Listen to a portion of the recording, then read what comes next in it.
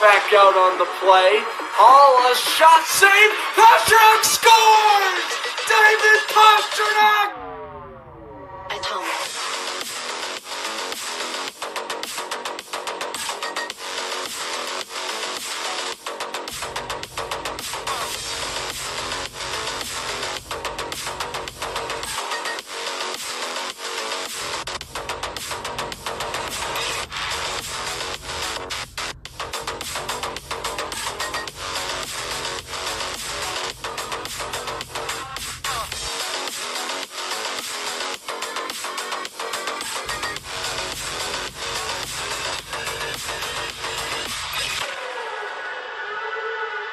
Hello, everybody. I'm Grant Fluff for Fluster Sports Zone, and welcome to a special Week 18 NFL edition of broadcasting every Jaguars game. Well, we did miss one. It was the Buccaneers game, but there was no way I was going to miss this one. I was even offered to go to Patriots-Jets today with a couple of friends, and I said, absolutely not. We gotta broadcast some football. You guys know the drill. Jaguars win. They win the AFC South, clinching a playoff spot. If they lose, the Houston Texans win the division, and the Jaguars will not make the playoffs. What's going on, Alex, and everyone else in the chat? Hope you guys are enjoying your Sunday afternoon. Jaguars-Titans live from Nissan Stadium. Week 18. Again, this is all the marbles for the Jaguars this afternoon. 9-7, they win, they're in. If they lose, they're done. Tennessee at 5-11. They are trying to play spoiler to the team that eliminated them from playoff contention last year. Let's take a look at your starting lineups. And let me tell you something for Tennessee. This is very interesting. No Will Levis today. Of course, when we broadcast the Week 11 game, Will Levis was the starter. Ryan Tannehill is going to be the starter today. What Malik Willis has the backup. Derrick Henry, will he get traded this offseason? We don't know. What about DeAndre Hopkins? We don't know, but both of them will be in the lineup today. As for the Titans defense, it's a very solid group that I am not trying to sleep on at all. They are dealing with quite a bit of injuries, but overall this team is very impressive. Harold Landry, Arden Key, the former Jaguar, Alshire, a great linebacking core with a very underrated secondary led by Sean Murphy-Bunting and Roger McCreary. They did trade Kevin Byard for Terrell Edmonds earlier on in the season. We take a look at the injuries for Tennessee. Two corners are gone, Caleb Farley and Christian Fulton, along with Jeffrey Simmons, their star defensive end, and Ryan Stonehouse, their Pro Bowl punter from last year. On the Jacksonville side of things, good news for the offense and bad news, but mostly good news. Trevor Lawrence, active. Zay Jones, active.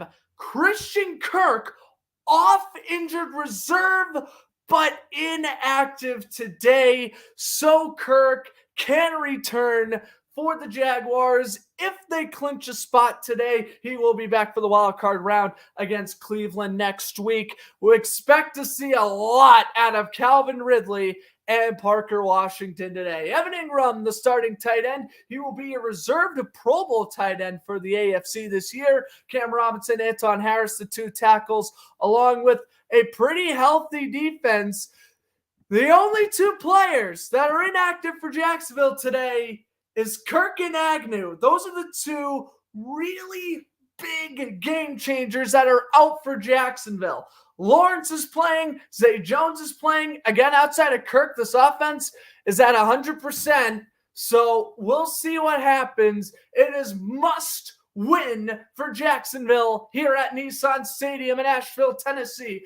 42 degrees, the kickoff, and it is cloudy. Tank Bigsby to return the kick. Jacksonville in their road whites with black socks. Tennessee in their home whites with gray pants. We are underway as the kick from right to left will be a touchback for Tank Bigsby. Out comes Trevor Lawrence, he missed his first career game last week. He was dealing with a shoulder injury. And remember, he's still dealing with that ankle injury he suffered against the Bengals back in week 13. He is fighting through the injury. CJ Beathard, you did great last week, but this week it is up to Trevor, the leader of this team, trying to lead his team to a second straight division title. What's up, Lennon? Thanks for stopping by. Thanks, Alex, for letting me know about the Hershey Bears Teddy Bear Toss Day. Unfortunately for the AHL, I'm going to be watching football straight from now to 11:30 when the Bills-Dolphins game ends. 1st and 10 from scrimmage. Zay Jones in motion. The pitch goes to ETN from the left side. ETN, a spin move, and he is stuffed. Now, ETN had a great 62-yard rushing touchdown last week against the Panthers, but the Panthers, of course, being one of the worst rushing defenses in the league, the Titans are the exact opposite.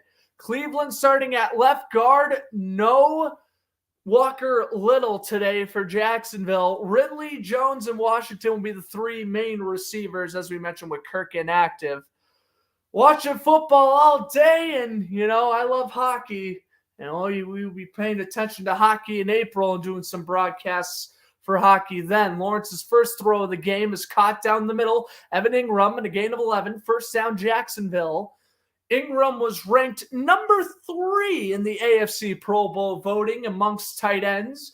Travis Kelce ranked numero uno, and ranked numero dos was David Njoku for the Browns.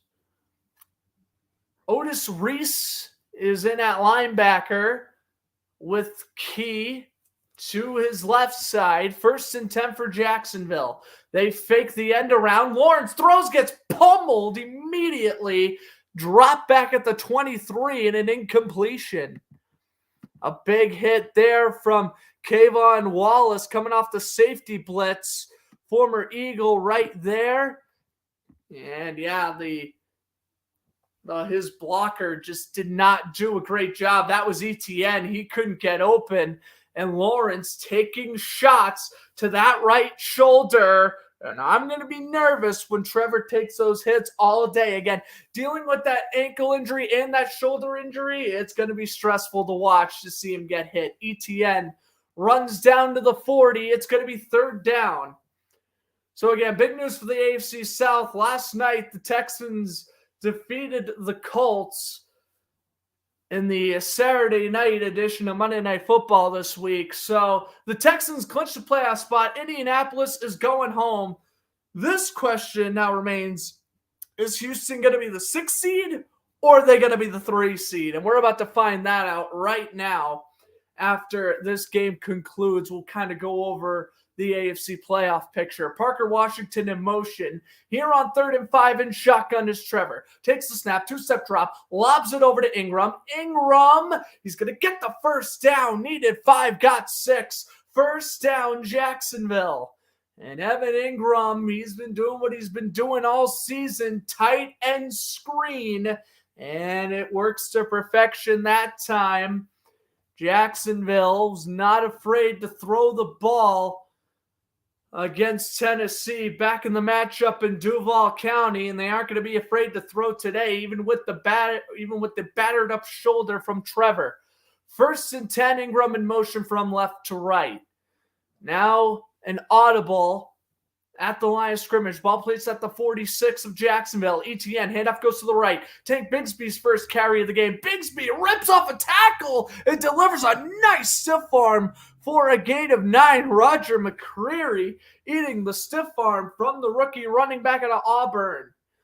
Bigsby's been solid. He's been used sparingly. It looks like he just beat out Dearness Johnson for the 2nd-string running back job. Bigsby started as the RB2, but after a couple of fumbles, they switched in the depth chart. But since they've gone back to Bigsby last week, he had his best game of the season, barring the Week 1 game against Indianapolis. 2nd and 2, a gain of 8 for Bigsby. Empty backfield. Lawrence fires to the right side. Pass is caught. Agent 0 on the reception there. Calvin Ridley. First down, Jacksonville, and Lawrence beginning the day 3 for 3 passing. They made him rest up a week, and he is back to playing really solid football. Look at the coordination there. He tracked down Ridley all the way down the left side, and a well-placed ball for Ridley to get both feet. And first down, Jacksonville. He's knocking on the door at 1,000 receiving yards this year. Lawrence off play action, pumps and throws out of bounds. The intended man is Ingram. So if they're showing the up-to-date statistics after that catch by Ridley, he is at 910 receiving yards. Obviously, if he was to reach 1,000, that would be huge for his first year in Jacksonville, but I also think he gets a paid bonus if that's the case. Lawrence, 31 yards passing, 3 for 5 on the day. First drive of the game here in Tennessee. 2nd and 10, ball placed at the Tennessee 31. Inside handoff. ETN, he's just going to run forward for 2 yards. 3rd down and 8 coming up. ETN got hit immediately by Reese. And they'll give ETN a gain of 3. It's 3rd down and 7. Jacksonville, they have been struggling on 3rd downs all second half this season. And Tennessee, opponent ranked on 3rd downs, 37%, ranked 12th in the league. Not great, not terrible. So at least we get a gauge on how well Tennessee's 3rd down defense is. Tim Jones in motion. Lawrence takes the snap on 3rd and 7. Rolls out to his right. Lawrence, he's going to run and get a gain of about 2, max 3.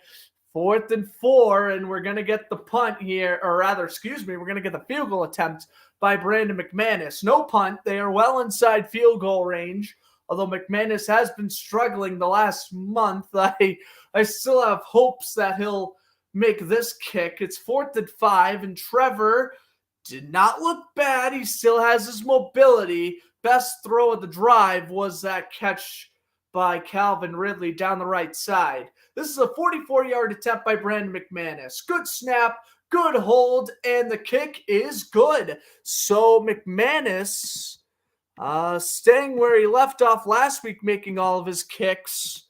He drills the first one from 44, 3-0, Jacksonville leads.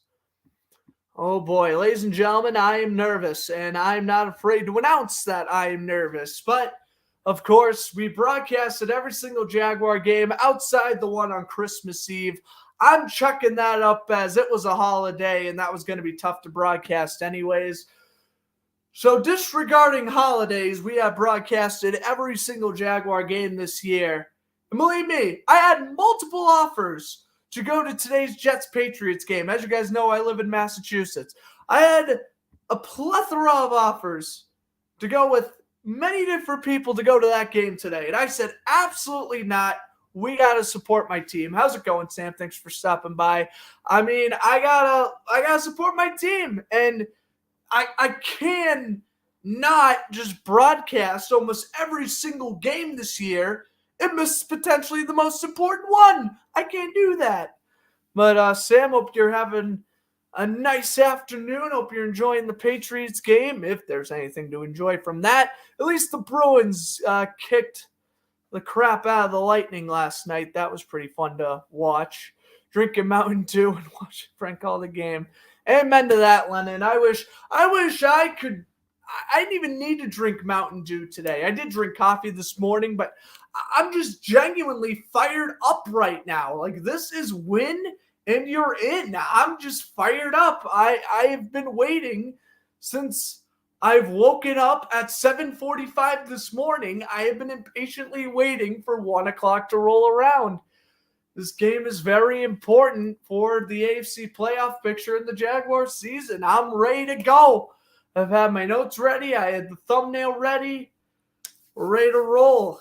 They scored on their opening drive. Tennessee going to take a crack at it right when we head at a commercial break. Right about now, actually, when we're going to head at a commercial break. Beantown Beatdown. That's exactly what it was. Nice to see Trent Frederick score a couple of goals last night. Rangers Bruins Eastern Conference Finals, potentially. I think that could be a pretty realistic prediction. The question is, because both teams are neck and neck in the standings, Who would have home ice advantage? Would it be played? Which garden are they going to be playing in? TD or Madison Square? And we won't know the answer to that question until April.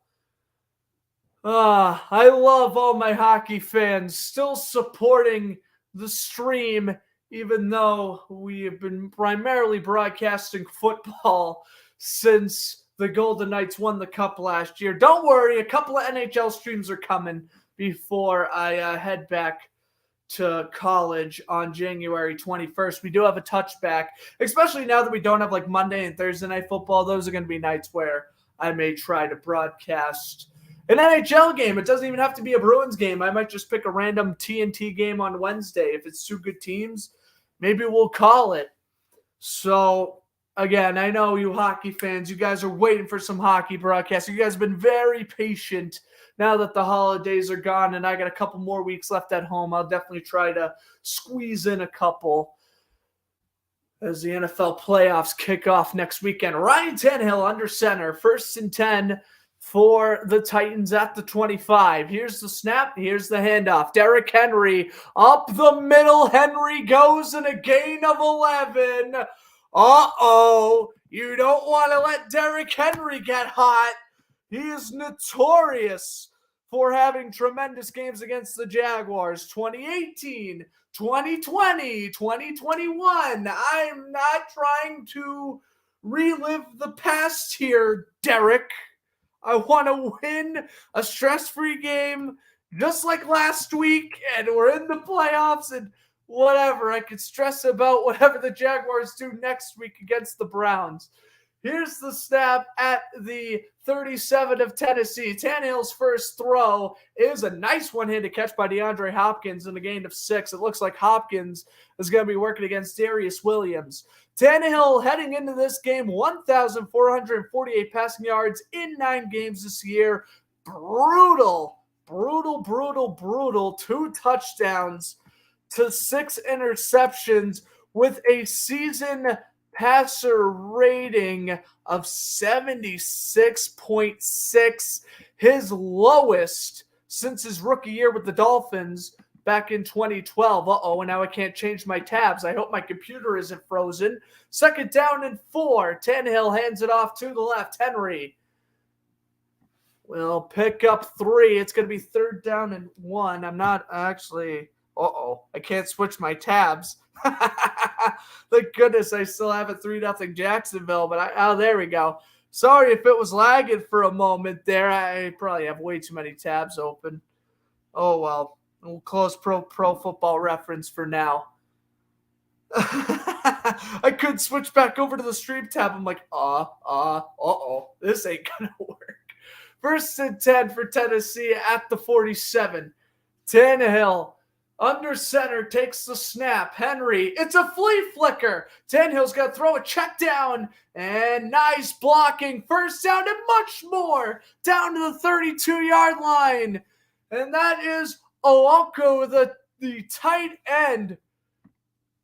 Oh my goodness. Chizadam Owoko with a 1st down off a play action. It was a flea flicker tight end screen, and it worked. Devin Lloyd brings him down at the 32. 1st down, Tennessee. Oh, come on, defense. Where was your 6-sack performance like you had last week? Tannehill in shotgun. Ball placed at the 32 of Jacksonville. Tannehill fakes the inside handoff and end around. Hopkins throws to Tannehill, and it's incomplete as DeJuan Smoot broke his assignment and almost brought down Hopkins, what would have been for a loss of 7 or 8 yards. Falcons scoring update. Desmond Ridder to Jonnu Smith. The Falcons lead the Saints 7-0 in New Orleans. Now, that game is huge because if Tampa Bay loses today to Carolina, the winner of that Saints Falcons game wins the NFC South.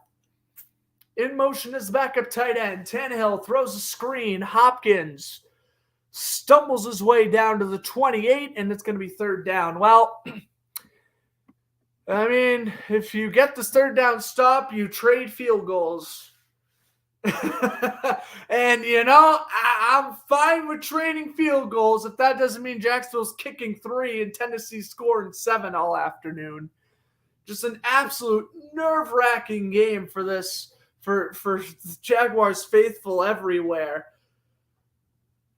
The last time I was genuinely this nervous to call a game was, the Ravens game 3 weeks ago. But still, I'm getting goosebumps in this game. Tajay Spears, the running back, makes the catch out of the backfield, and he breaks off tackles inside the 10. Touchdown!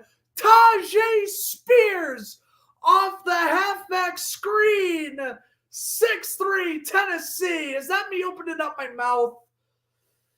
I said I'd be fine with trading field goal for field goal. Oh my, Tajay Spears. What good speed he has. Oh boy, Spears has scored, and it is 6-3 with the extra point pending. Wow, Tajay Spears. And it looked like they were going to tackle him too. Here's Nick Folk for the extra point. I'm pretty sure he's hit all his extra points this year. He could retire after this game.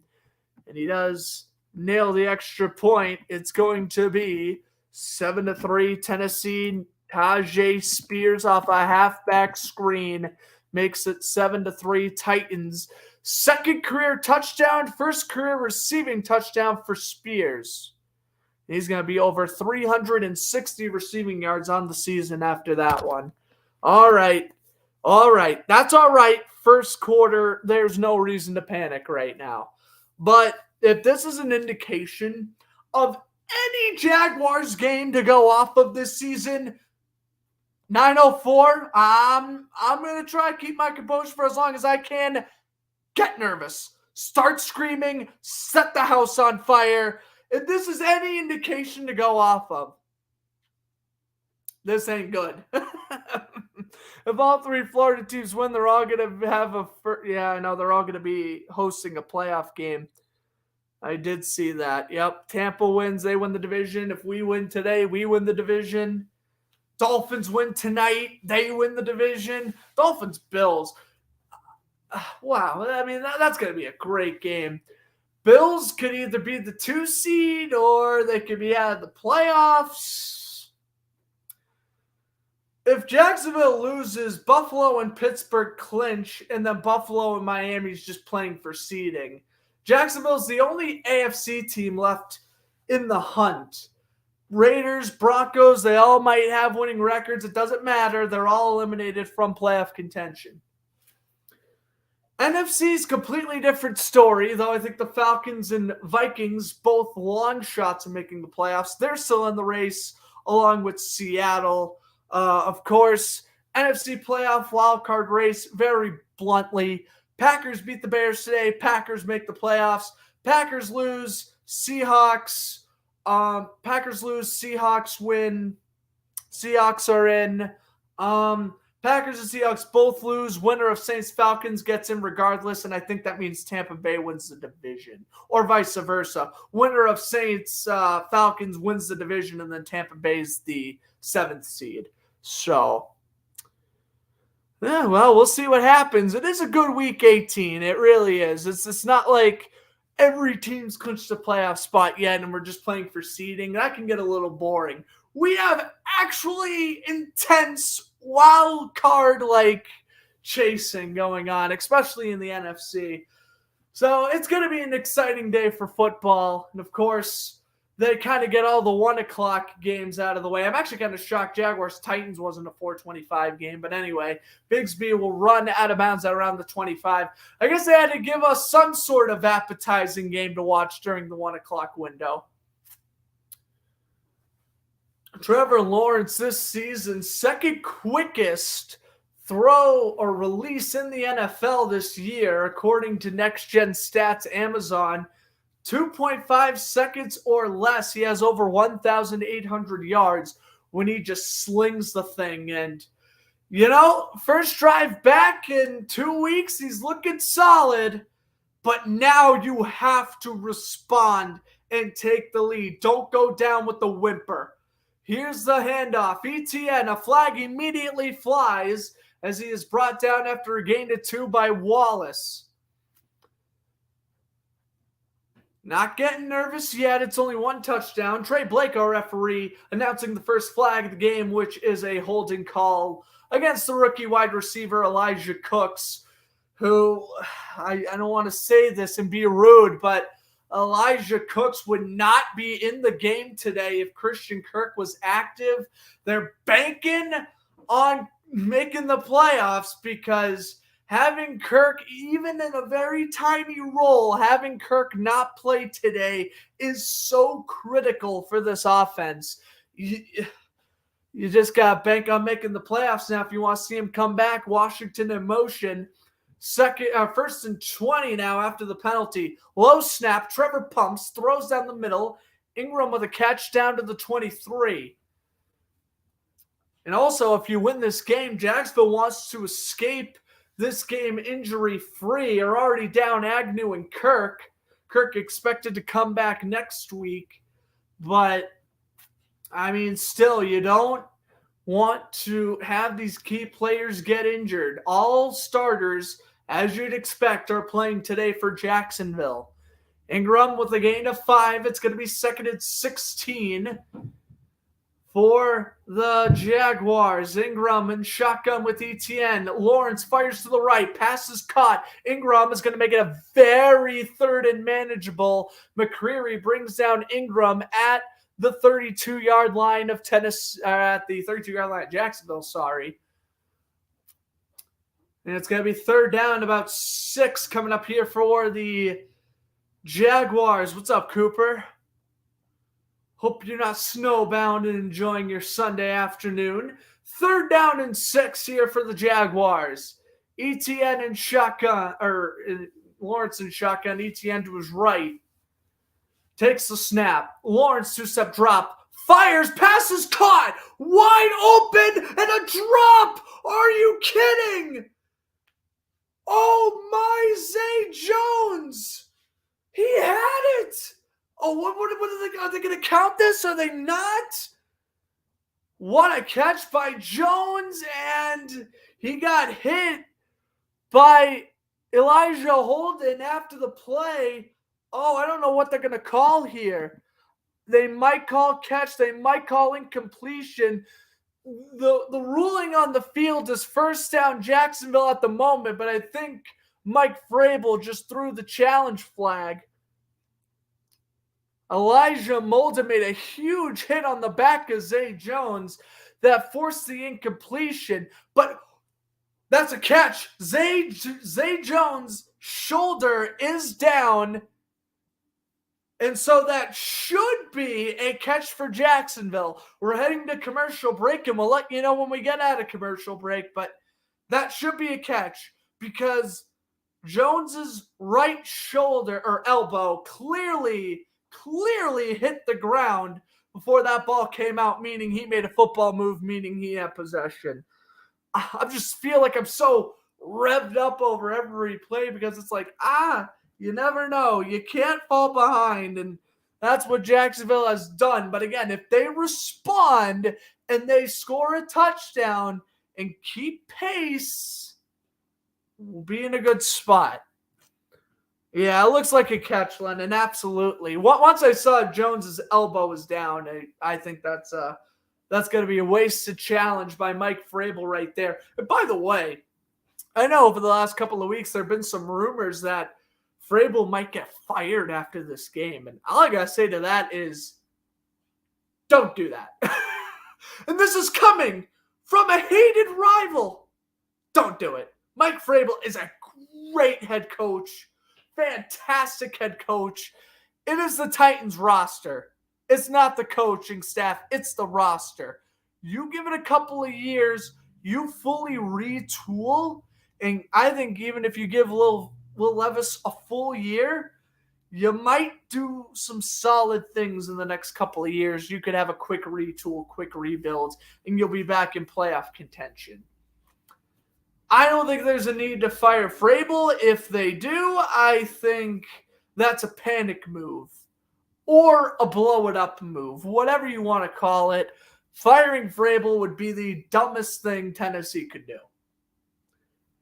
Now, if you make a lot of changes, you have a decent roster on paper, and you're still going 5-11 heading into week 18, then yeah, maybe it's understandable. But this was the first year. Vrabel's been the head coach of the Titans since 2018, and this was the first year that they haven't been in playoff contention until the last week of the season. You can't do that to a coach with the roster he has too, especially. So the call is overturned. It will be a catch for Jacksonville. Zay Jones' shoulder right there hits the ground, and that should be a catch. They're not going to count it a catch, though. 4th and 7, and Logan Cook's going to punt. I'm not going to shred into the officials because that is a kind of questionable call, as it's fair caught at the 25 by Tennessee. But, I mean, I want another look as they're going to show it. Right here, Jones makes the catch. Right there, he has the ball. He gets hit by Molden. 1, 2. He has possession for 2 seconds at least. At least 2 seconds. No. And now this is where my heart sinks a little bit. That, in my opinion, is a first down no matter how you slice it. And obviously, I try to call these games right down the middle as fairly as I could. I'd be saying the same thing if that happened to Tennessee. I don't pick favorites like that. I call the game the way how I see it. Pass is caught off play action, and a gain of 6 for Kevin Rader. I mean, oh my God. I mean, Jones has possession for 3 seconds. 3 whole seconds. The ground causes the incompletion. And you're gonna not... I'm already getting frustrated with these officials. It's just best. Happened, they punted, move on. 2nd and 10 for Tennessee at the 26. But, oh, God, I'm already very scared about how these officials...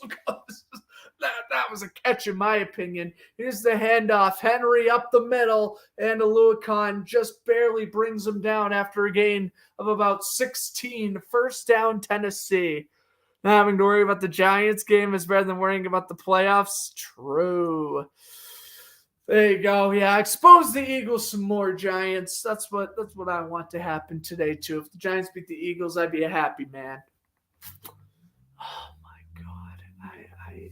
And of course, Derrick Henry has the worst game of his career last week against the Texans. And now he already has 32 yards on 3 carries.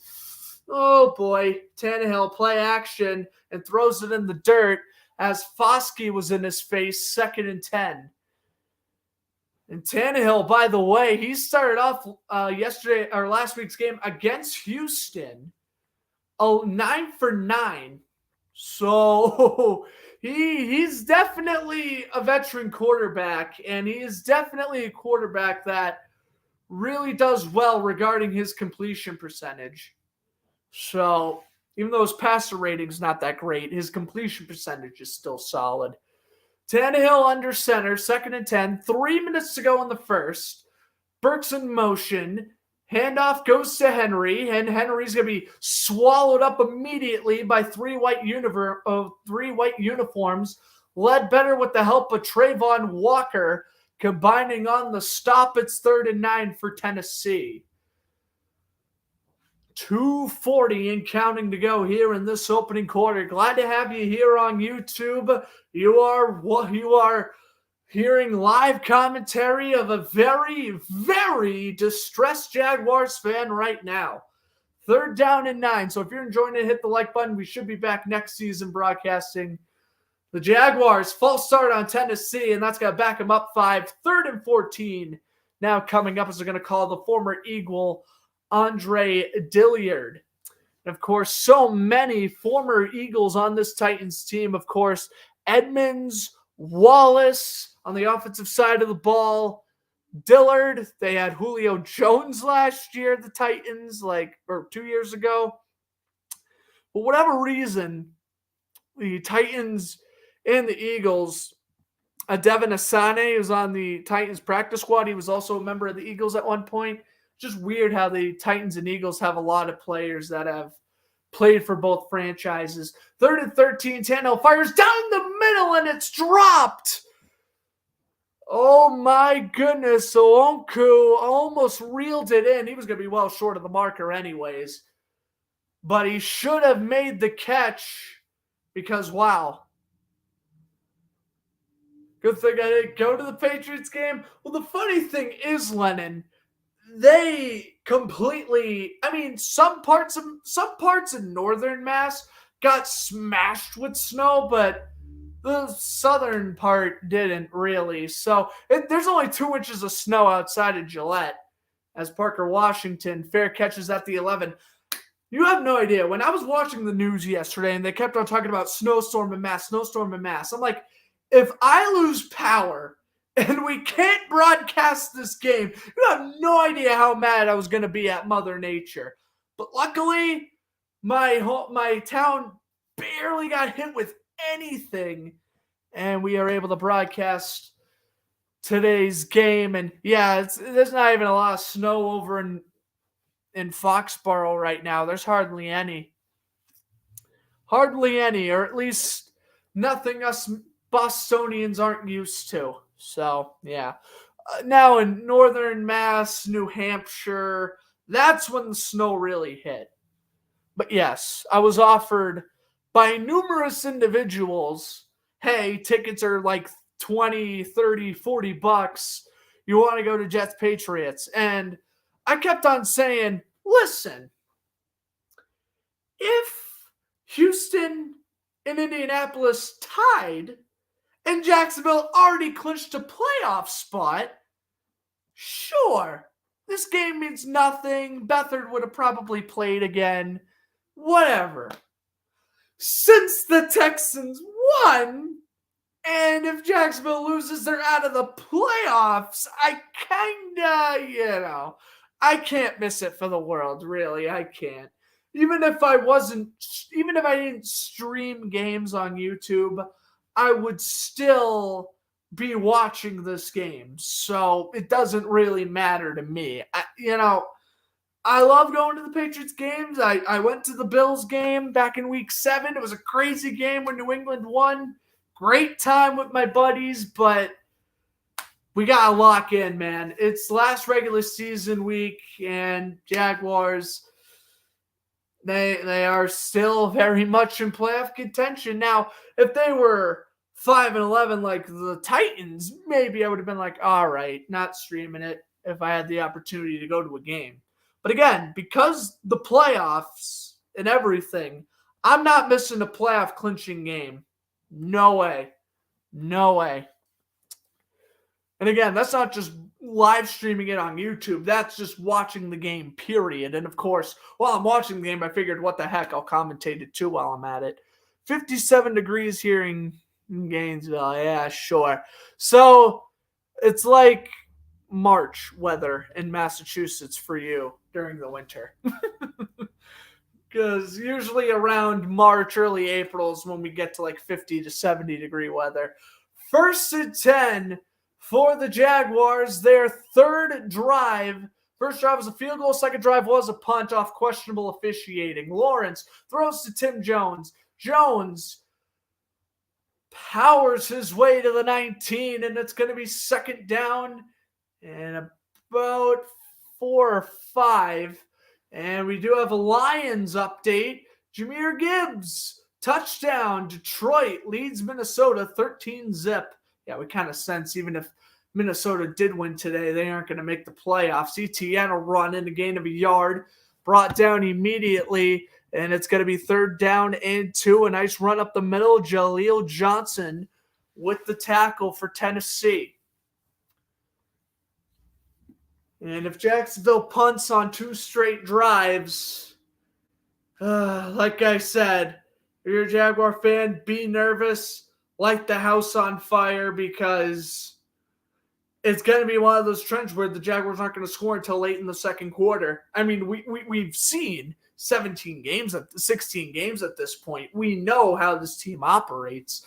Ridley in motion, 3rd and 2. Ridley's wide open. First down out of the flat, down to the 30. And, well, Jacksonville at least avoiding a 3 and out. Calvin Ridley on his second catch. And it's going to, well, we knew with Kirk out, Ridley and Ingram were going to pretty much splitting targets. And a nice catch there for Ridley. 2 catches for 26 yards on the day. Jacksonville will hike the ball, looks like one last time this quarter, unless they do let the play clock tick down. Play clock at 5, game clock at 2. Lawrence will not take the snap, and they will go to the second quarter. Well, you want to know what? In case you lost yards on that play or committed a turnover, there is no need to rush a play. Tajay Spears on the receiving touchdown.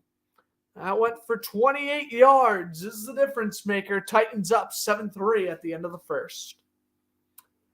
Oh my God, I'm just so nervous.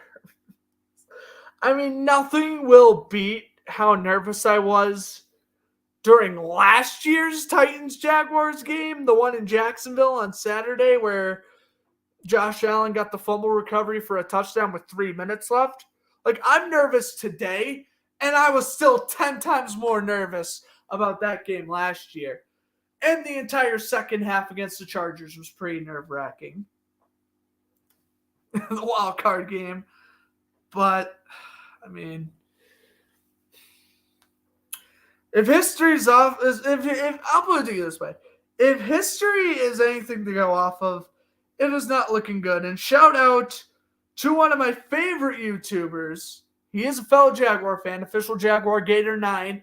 We had him on for an interview. I'm trying to get him on for another interview. There you go. If you're tuning in, there's a little video update. But he sent out a tweet. Actually, I'll put it up on computer here while we're in commercial break. He sent out a tweet today that, and you'll see my comment, but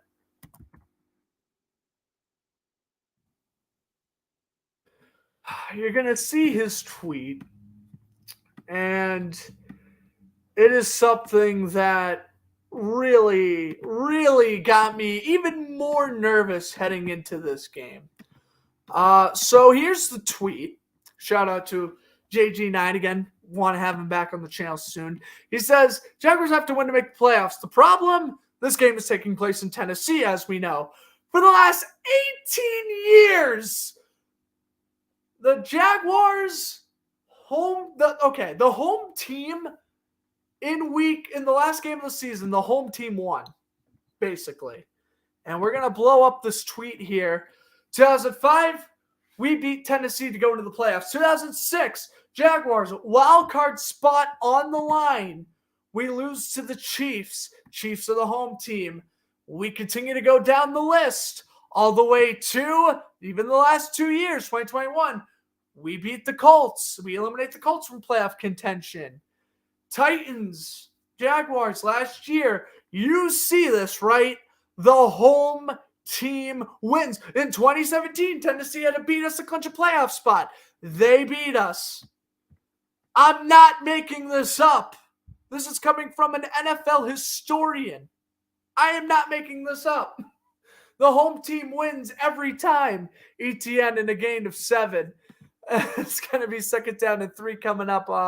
Second play of the second quarter coming up here in Tennessee. So you get my point. We don't make this up. History is technically speaking saying Tennessee is winning this game. So, yeah, I was already a nervous wreck waking up this morning, and seeing that tweet just made me even more nervous heading into this game. Might be nervous, but you'll never see us 4 laps last year's Daytona 500. That's true, bro. Kyle Busch will win one, hopefully this year, man. ETN loses 1. It's going to be 3rd down and 6 coming up here for Jacksonville. I mean, yeah, man. I hope Kyle Busch wins wins a Daytona 500. That'd be pretty cool for NASCAR. And he would pretty much win at every track, which would be sick. NASCAR's not for another 5 or 6 weeks. By the way, I might actually broadcast Daytona 500. It is not out of the question, ladies and gentlemen. I didn't broadcast a single NASCAR race last year, and I was disappointed. I at least want to broadcast a couple of races this year, so we'll see. 3rd down and 6. Lawrence, quick throw down the middle. Oh, Zay Jones! What a catch on Sean Murphy bunting. 1st down, Jacksonville. And you couldn't have even thrown that any better if you're Trevor. Wow! Right on the numbers. Jones on his knees makes the catch. 1st down. Wow! That was sensational. And no offense to CJ Beathard, he played great last week. He ain't making that throw. All I said was you had to give Trevor a week off, and he has looked so much better than he did against the Ravens and the Buccaneers. Play clock ran out. I would think Doug's going to use a timeout since it's the first half. Nope, they're going to take the delay of game. Doug, you have 3 timeouts. Use them. Oh, my goodness. 1st and 15 now. And those yards we just picked up on the Zay Jones catch don't even matter. My goodness, Doug. 2nd penalty of the game for Jacksonville. That's pretty good. Both teams very disciplined in this one. 2 penalties committed by Jacksonville, only 1 committed for Tennessee. So referees they're kind of letting the boys play here, and I certainly don't hate that. 1st and 15, ETN wide open in the flat. Lawrence steps up in the pocket, throws deep, pass is caught inside the 10. Touchdown, Calvin Ridley. Oh, what a bomb from Trevor. That was a sensational strike. And Jacksonville is in the lead, a 59-yard bomb. Oh, my goodness. Trevor, look at this. Senses the pressure, steps up in the pocket. Absolute laser. He just threw that football 55 yards into the air. Wow. He saw CJ Stroud's touchdown throw against the Colts and said, I could do you one just as good. The extra point is nailed by McManus. And it is 10-7. Jacksonville in front. Agent 0. I mean, he's about 30 yards away from 1,000 yards on the season. That is how you take the lead. Jacksonville in front 10-7. Delay of game was all part of the plan. Yeah, apparently. Sorry, Doug. I shouldn't question you. Now we have an extra timeout. Appreciate it. Oh, what a throw from Trevor. Stepped up in the pocket. Literally has his body like this. Full thrust body. And throws it 55 net yards. Sensational. Sensational. What a throw from Trevor. And that is what Jacksonville needed. You have no idea how nervous I'm getting because I'm thinking, oh my God, we're doing like what we did in the Browns game, what we did in the Texans game, what we did in the Chiefs game, what we did against the Niners. Slow first halves, and they come back to haunt you. No matter how well you play in the second half, it comes back to haunt you. But they have stuck pace with Tennessee all afternoon, and they have looked really impressive doing so. You know, if we lose, I'm going to be heartbroken, obviously.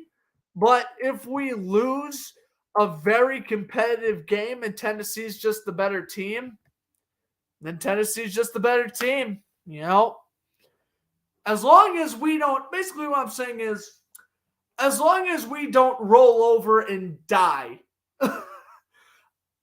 If we lose, we lose. The better team wins, the better team wins. we knew how great Tennessee's run defense is, so ETN's probably going to struggle. And we know Tennessee has revenge on their mind from Week 18 of last year. So they're going to come out hungry. And Jacksonville, they've responded. They've answered the bell pretty well to begin this one. I'm overall impressed with this team. Ridley now is 85 yards, averaging 28 a catch. Wow.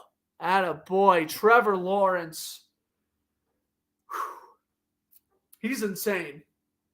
And I know I was giving him a lot of crap during the Browns game, during the Ravens game, during the Bucks game, as this is a touchback.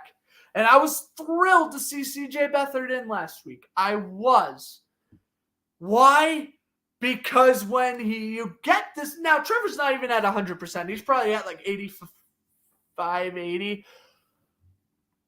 But my point is, you rest your star player and he comes out the following week and has played as impressive as he has. It's the right call. And I really wish he didn't play the Browns game or the Buccaneers game. I really wish Trevor didn't, because we could have avoided this whole win-and-in situation to begin with. But, well, Tannehill, he's obviously going to respond in kind. Down to the 41, DeAndre Hopkins off play action. And Tennessee, they look to drive down the field and, well, at minimum, tied this game up at 10. Good tackle by Tyson Campbell. But down at the 41 goes Tennessee. 71 yards after the catch for the Titans on the day. Hopkins, 26 receiving yards thus far at the 41 of Tennessee. Tannehill under center. He will take the snap. Handoff goes to the right. Henry trying to break off a couple of tackles as he always does. Josh Allen and company, along with Jenkins and Devon Hamilton, bring him down. I think Oluokun was also in there. About to say Antonio Johnson, really? Oluokun also combining on the tackle. And by the way, Oluokun, another Pro Bowl alternative. Josh Allen and the long snapper Ross Matzrick, they're the only two Jaguars to make the Pro Bowl roster, or at least the initial Pro Bowl roster. Lawrence Etienne, Oluokun, and someone else, they are the going to be the players who sub in probably for the AFC team that makes the Super Bowl. Tannehill throws down the middle and incomplete for Hopkins. And it's 3rd and 2 coming up for Tennessee. Very interesting to see Tennessee throw deep on 2nd and 2. That's nice to see. Jaguar defensive lineman who hasn't gotten a lot of playing time this year, Tyler Lacey. He is in this game today, and he got in Tannehill's face on that 2nd and 2 throw. Jaguars defensive line has been the strength of this defense, and there's no question about that after watching the secondary the last month. 3rd down and 2. The pitch goes to Spears. Spears to the outside. 1st down and much more. Tajay Spears cuts inside the 30. And he's brought out of bounds by Rashawn Jenkins at the 29. Another huge run for Tajay Spears. I mean, is he the new Jaguars killer? Is he the new Tom Savage? What's going on here? Tajay Spears, outside runner. And this running back tandem works so well for Tennessee. They have the powerful runner in Henry, and they have the elusive runner in Spears. And that's what I like about Jacksonville, as well as you have Bigsby and Johnson as the power backs and ETN as the elusive back. 1st and 10 at the 29 of Jacksonville. And now Henry gets the carry. And he's brought down by Devin Lloyd after a gain of 3. Nice job by Lloyd trying to attack that knee area, hip area, and he gets a nice tackle. Scoring update in New Orleans, a rushing touchdown for the backup running back, Kevin Miller there, and Falcons Saints tied at 14. So again, if the Buccaneers lose to the Panthers, the winner of that Saints-Falcons game wins the NFC South. But of course, if Tampa Bay wins, the winner at least stays in the wild card hunt for 3 more hours, depending on the Packers and Seahawks results. Tannehill fakes the inside half to Henry, throws for the end zone, and he just overthrew his intended man. Henry did such a nice job selling the play action, and Tannehill had Redder wide open. I mean, the only one who could have maybe tackled him was Cisco. Tannehill can't believe it. Too much ketchup and mustard on the throw for Raider, and it's 3rd down and 7 coming up for the Titans. That is a heartbreaker. 3rd down and 7 for Tennessee. Tannehill fires down the middle and a 1st down. Jenkins with the tackle on Moore. 1st down, Tennessee. Chris Moore, former Texan, with the catch there. And Moore, of course, he doesn't play a whole lot. He's been in because Tennessee's had a lot of injured receivers this year, but he's going to pass 400 receiving yards on the year. He's yet to catch a touchdown, but he's had one of his most impressive seasons. No question about that. 1st and 10 now at the 18. Tannehill in motion is Burks. Takes the snap. Handoff goes to the left side. Henry cuts back to the outside. Touchdown, Derrick Henry. And he is such a lethal runner inside the red zone.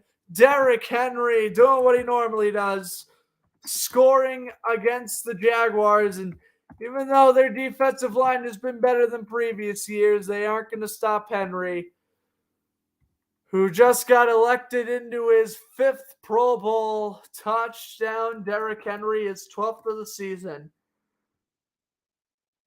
He just went into his 4th Pro Bowl.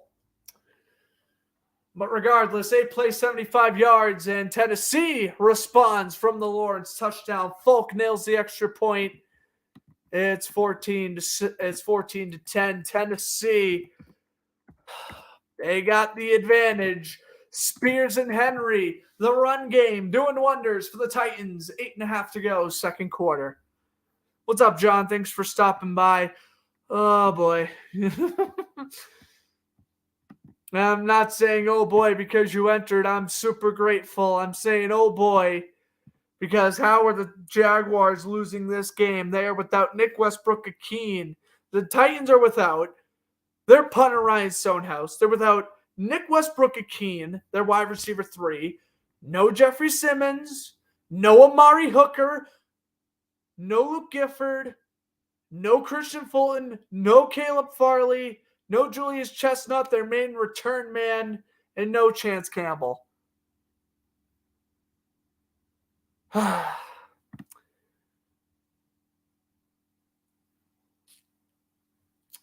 Just crazy. You want to know who the Jaguars are missing? Agnew and Kirk.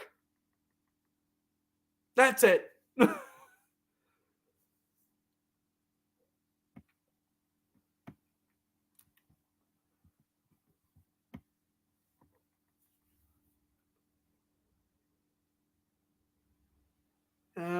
Go Titans. Go home. Go Titans, go home. Yeah. Go. Yeah, the Titans need to stop scoring. This isn't good. Remember, Henry was going to go to Florida, but our coach at the time wanted him to play linebacker. Really? I didn't even know that. The Gators were really that close to getting Derrick Henry. But, I mean, understandable, I guess. But, like, have you ever seen his high school stats as a running back? He averaged like 200 yards a game in high school. Why would you screw that up and have him be a linebacker or a defensive back? A defensive back? Derrick Henry's size? He's short. Yeah, sure, a defensive back. It's only what I see out of 6'3", 247. Oh, give me a break. What's up, Tyler? We do not talk about the Houston Texans. Absolutely not talking about the Houston Texans on stream right now. Nope. Not doing it. Not doing it. Not doing it. Not doing it. Not doing it. Get out. Bad juju. Get out. We don't want Houston winning the division. Get that out of here. At the kickoff, returned from Bigsby, past the 20, out to the 24.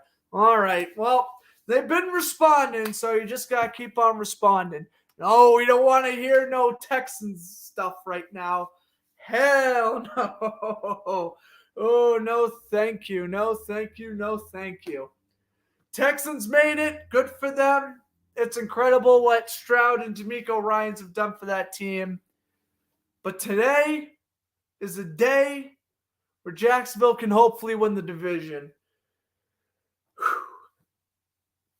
I'm pretty sure even if Jacksonville ties, they're out because Houston has 10 wins. And Buffalo. Jeez. Said if Air 15 didn't go down, he would have had a better year. I mean, maybe. Here's Lawrence off play action. Throws and caught by ETM, but he gets nothing. I mean, yeah. I mean, he looked better than Stroud the first. When both were healthy early on this season, Richardson did look like the better QB. But I knew after that Tampa Bay game, Stroud was going to be a problem. I knew before then, but it was that 5-touchdown performance against Tampa Bay that really was like, wow, he's legit. And so Tennessee is going to be called for pass interference. They're going to call McCreary PI on Calvin Ridley. So Jacksonville is going to move the ball forward, 1st and 10 off the PI. And we are in for a great game here in Tennessee. We have 3 lead changes thus far. Etienne finds the open hole, and he's brought down at the 35. It's going to be 2nd down and 5.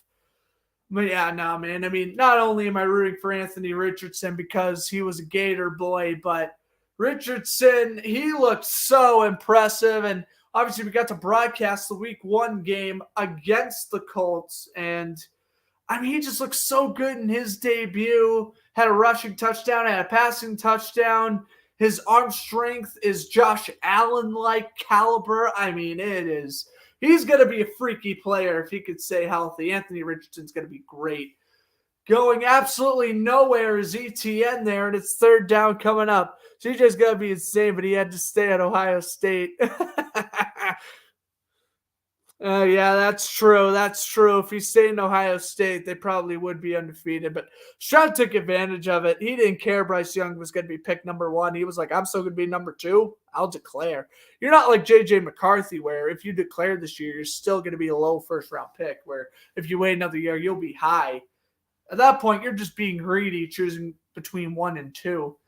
3rd down and 4. Now, Stroud obviously made the right call, and I'm happy he's doing well. I just don't like the Texans doing well. Lawrence throws incomplete for Ingram, and is that picked off? I think it might be. And wow, Evan Ingram couldn't reel it in, and it is picked off. Tennessee comes away with the football. It's Terrell Edmonds with the interception. Only their 5th pick of the season. Oh, Ingram dropped it clearly. And what concentration by Edmonds. He makes the catch. A diving catch. Oh, wait a minute. That ball may have bounced off the ground. And this is massive because it's 3rd down. Jacksonville's going to punt it anyways. But in terms of field position, this is massive. Now, in my honest personal opinion, if Zay Jones did not make that catch in the first quarter, then I don't see how this is an interception. Now you got to play it both ways.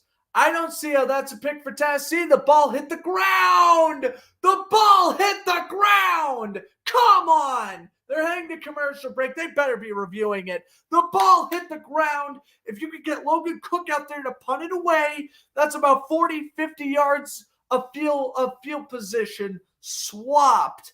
Come on. We'll see what the officials call. But the ball clearly touched the ground. The ball clearly did. Just like how Zay Jones's elbow clearly hit the ground. I don't try to go back to calls, that may or may not have had an impact on the game. But if Jacksonville went down and scored a touchdown, they're still winning this game 17-14. I mean, we'll see. I can't even complain. I know what it's saying. Oh, let's see Evan Ingram. He remembers as a Giants fan. I mean, whatever. Ingram drops 1 out of 50 his way. I'm not going to get mad at him. It was a pretty catchable pass to convert a third down. It was a pretty bad one to drop, but at the end of the day, I'm not gonna harp on Ingram for dropping that pass. You want to know what's the stupid thing too? People who don't watch like every game or rewatch the highlights for every game, they're gonna say, Trevor threw a pick. That's what they're gonna say. And I'm gonna say, you go back and you go watch it. You go watch that said interception. And now I want you to go back to that play. And if this pick does stand, whatever, I want you to go back to that play. And I want you to say that was Lawrence's fault. You can't. Right in Ingram's hands. And he bobbled it. And then the Titans safety. I mean, shout out to Terrell Edmonds. What a great play that was. Made a nice diving interception. Now, I think it should get called back because the ball hit the ground. But, I mean, if they count it, they count it. We've already seen after the Zay Jones incompletion that the officials are not going to make it an easy day for Jacksonville. So, we'll see.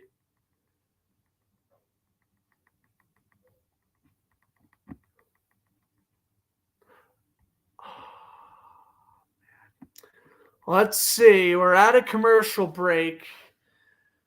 Now, Edmonds has possession right there, but the ball hits the ground. Now, he doesn't lose possession, but the ball still hits the ground. Really? Tennessee will get it at the 36. Utterly ridiculous by these NFL officials. Come on, dude. That is ridiculous. And they just missed a holding on Kayvon Chason as Spears loses a yard. Back him up 5. Oh, never mind. The Titans can apparently commit manslaughter and get away with it. Ridiculous. Come on, man. I'm not one to harp on officials, but I mean, this is not good officiating, NFL. How could an elbow be down and not the ball and be called an incompletion, and then a ball hits the ground, not an elbow, and it's called an interception? I don't understand. Tannehill's going to throw deep, and there's the deep shot knocked away. Darius Williams, as I mentioned back in the first quarter, working against Hopkins all day long, and he swats that one out of bounds. 3rd and 10 coming up here for Tennessee. Look at that. Darius Williams gets his right arm up, swats it out of bounds. And a nice swap on Hopkins. Unfortunately, there was a flag, and they're going to call Tyson Campbell for holding. And I saw it on the corner of my eye rewatching the replay. It looked like it was the right call. So Darius Williams' deflected pass was all for naught. 1st and 10 for Tennessee. Tannehill will now take the snap at the 31. This game is over. This game is over. There's just no other way to put it. Henry, a gain of 2. Now 3. It's going to be 2nd down 7, brought down by Hamilton. If Tennessee scores a touchdown, Jacksonville's not coming back. Nope. Because you can't beat a team and proceed to get, very questionable calls against the officials. You can't win like that. You can't. You really can't.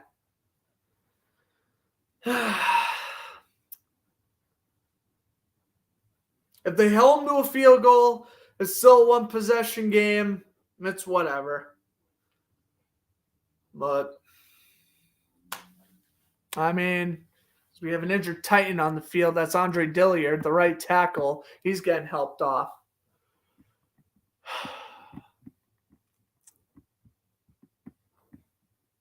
I mean,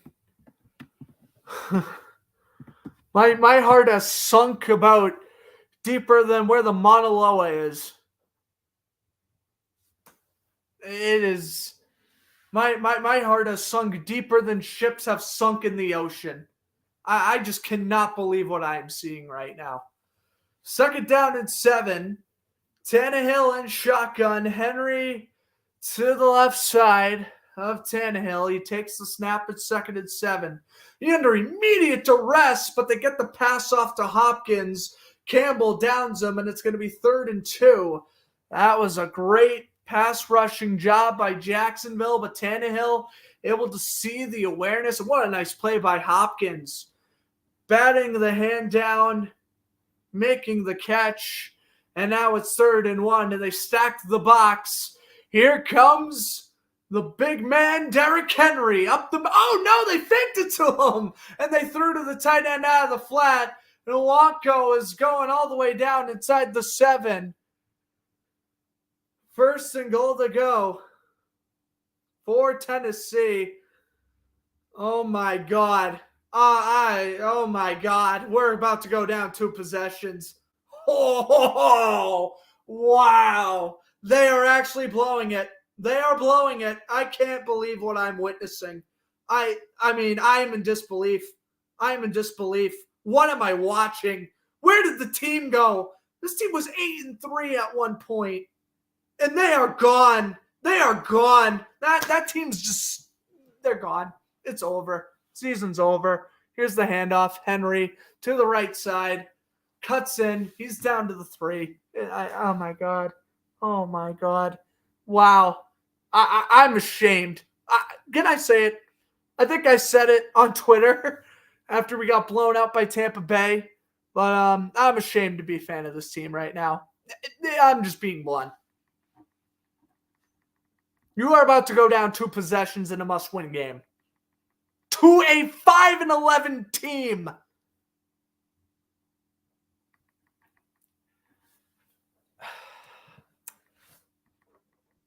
Second and goal.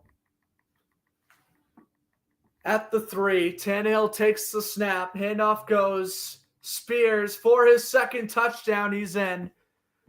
2 possession lead for the Titans. I mean, I don't even know why I'm getting mad. Season's over. It's over. So I might as well just enjoy the remaining 2.5 quarters I got, because, I mean, why make the playoffs? Cleveland's going to destroy us by 40 anyway. Why make the playoffs? Right? I'd rather make the playoffs for pride, win the division for pride, not give Houston any more momentum heading into next season, but whatever. Nick Folk nails the extra point. I mean, I'm devastated right now.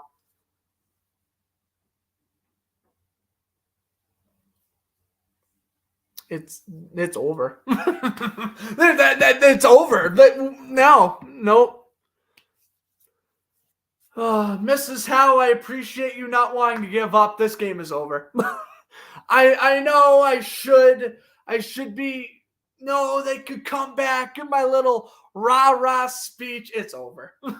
I've seen this team enough to know last year's team could come back from anything. They came back from 27-7 to beat Dallas. They came back from 27-0 to win the craziest playoff game I've ever seen in my life. I mean, last year this team could come back from anything. This year is a completely different team, which is weird because the coaching staff and pretty much the entire roster is the same. But this year, when the Jaguars fall behind by 2 possessions, I don't even think they have came back from 2 possessions this year. I'll quickly recheck the schedule. I don't think the Jaguars have come back from 2 possessions once this year. I don't think they have once. Or if they did, it only happened once. I don't think they have. Let's see here. Panthers game, didn't have to worry about. Bengals game, they didn't. Ravens game, no. Bengals game, no. Texans week 12, I don't think they had to come back from 2 possessions. Looking at the rest of the schedule. Yeah. Wow. 17 games going on 18. And, yeah. Or 16 games going on 17. And you haven't came back from 2 possessions once.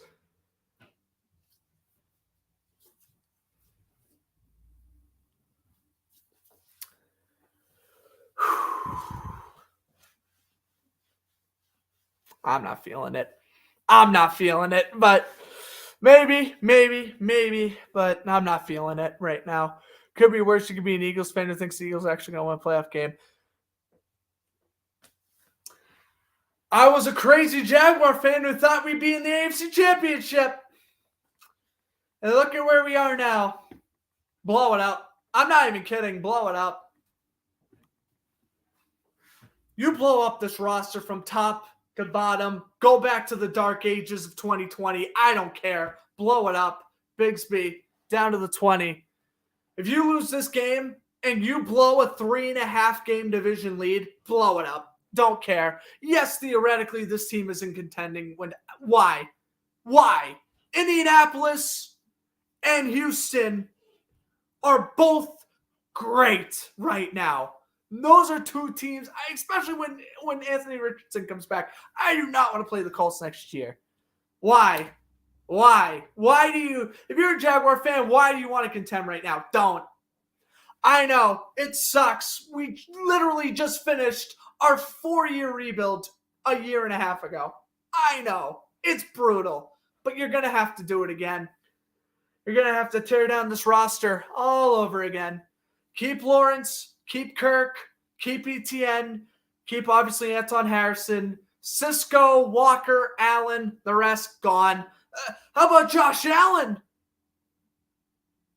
As there's an injured Titan on the kickoff. How about Josh Allen? What, are you kidding me? You think Allen wants to stay? I sure as hell don't. 16.5 sacks on the season. And you're telling me you're going to stay for a wild card contending team when you could get paid elsewhere and win a Super Bowl. You're going to stay on this bottom feeding AFC wild card team. Why would you stay? Why? I wouldn't. If I'm Josh Allen, my foot's already halfway out the door. Yeah, John, the worst scenario for the Jaguars is, they lose their out. Buffalo and Pittsburgh clinch.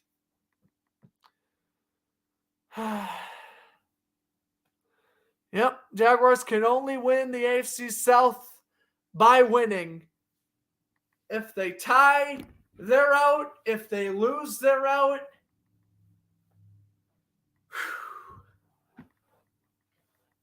And I really thought that just because this team beat up on a weak 2-13 Panthers team, I was just hoping, it's the start of a new part of the season. God, was I wrong. Lawrence 1st and 10. Passes caught. Ridley in a gain of 15. Now, I can't even blame Trevor. And even though Trevor is playing healthy, he is playing fantastic. The interception, never mind, shouldn't have counted. It wasn't even his fault. So, you can't blame the pick on Trevor. ETN hasn't gotten going, but you knew Tennessee has a great run defense. So you kind of sensed ETN wasn't going to be great all game. And it's the defense. Defense once again letting the offense come by, letting the offense in these holes that they try to dig out of. And now they just got penalized for a false start. Anton Harrison, rookie right tackle, getting called there, and it's going to be 1st and 15. We're going to need a clip of that rant if the Jags come back. What, the blow it up rant?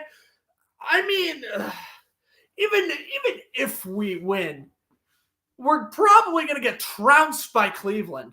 So outside of making the playoffs and winning the division, which is huge, don't get me wrong, but we already lost to Cleveland in Cleveland. I mean, yeah, we'd be at home this time, but ETN off the screen and down to the 40. It's going to be 2nd down and 5 as we hit the 2-minute warning. Man, if Jacksonville makes it a 1-possession game And I think Jacksonville also gets ball at half. It ain't over, but right now it's just looking so bleak. And just knowing that this team has not played well when playing behind, I don't know. But yeah, no. This game, I'm going to be blunt. This game means everything to this franchise. Because you win, you're in the playoffs, you know what to fix on heading into next season. You lose, blow it up. Blow it up. And it starts with your offensive coordinator, Press Taylor. I'm fine with keeping Caldwell another year. Press Taylor, gone. Gone. Don't even let him back on the plane back to Jacksonville. He is done. I've had it with him. Red zone play calling's been atrocious. It cost us so many games this year.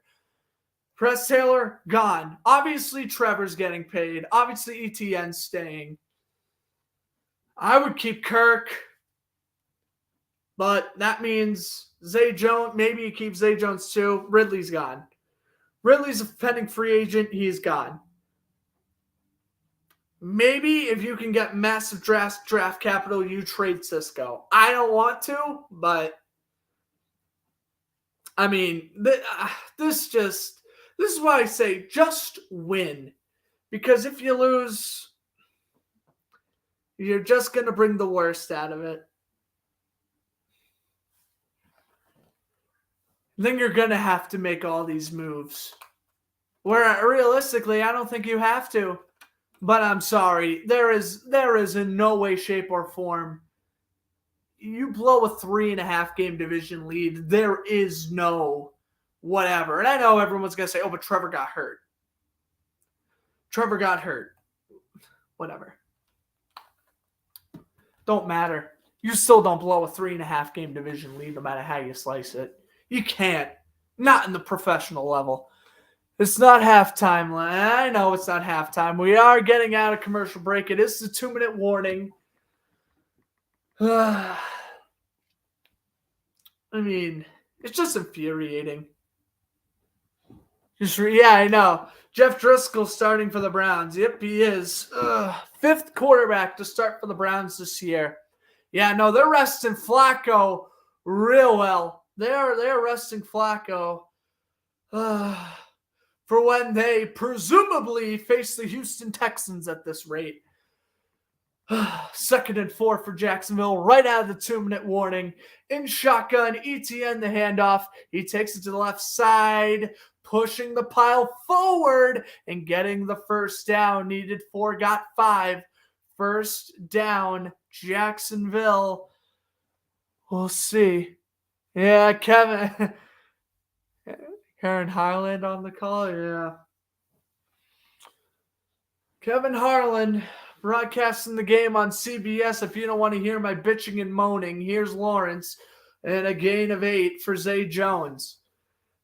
Sorry, by the way, if my little rants in between plays are very distracting. I try to not do it, but it's like I got to share my frustration because just me calling the game like this, grinding my teeth, looking angry, that's not going to look good either.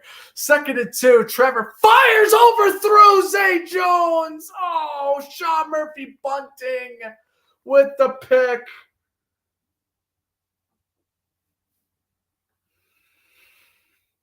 Trevor, dude. You know what? While you rebuild, get rid of him too.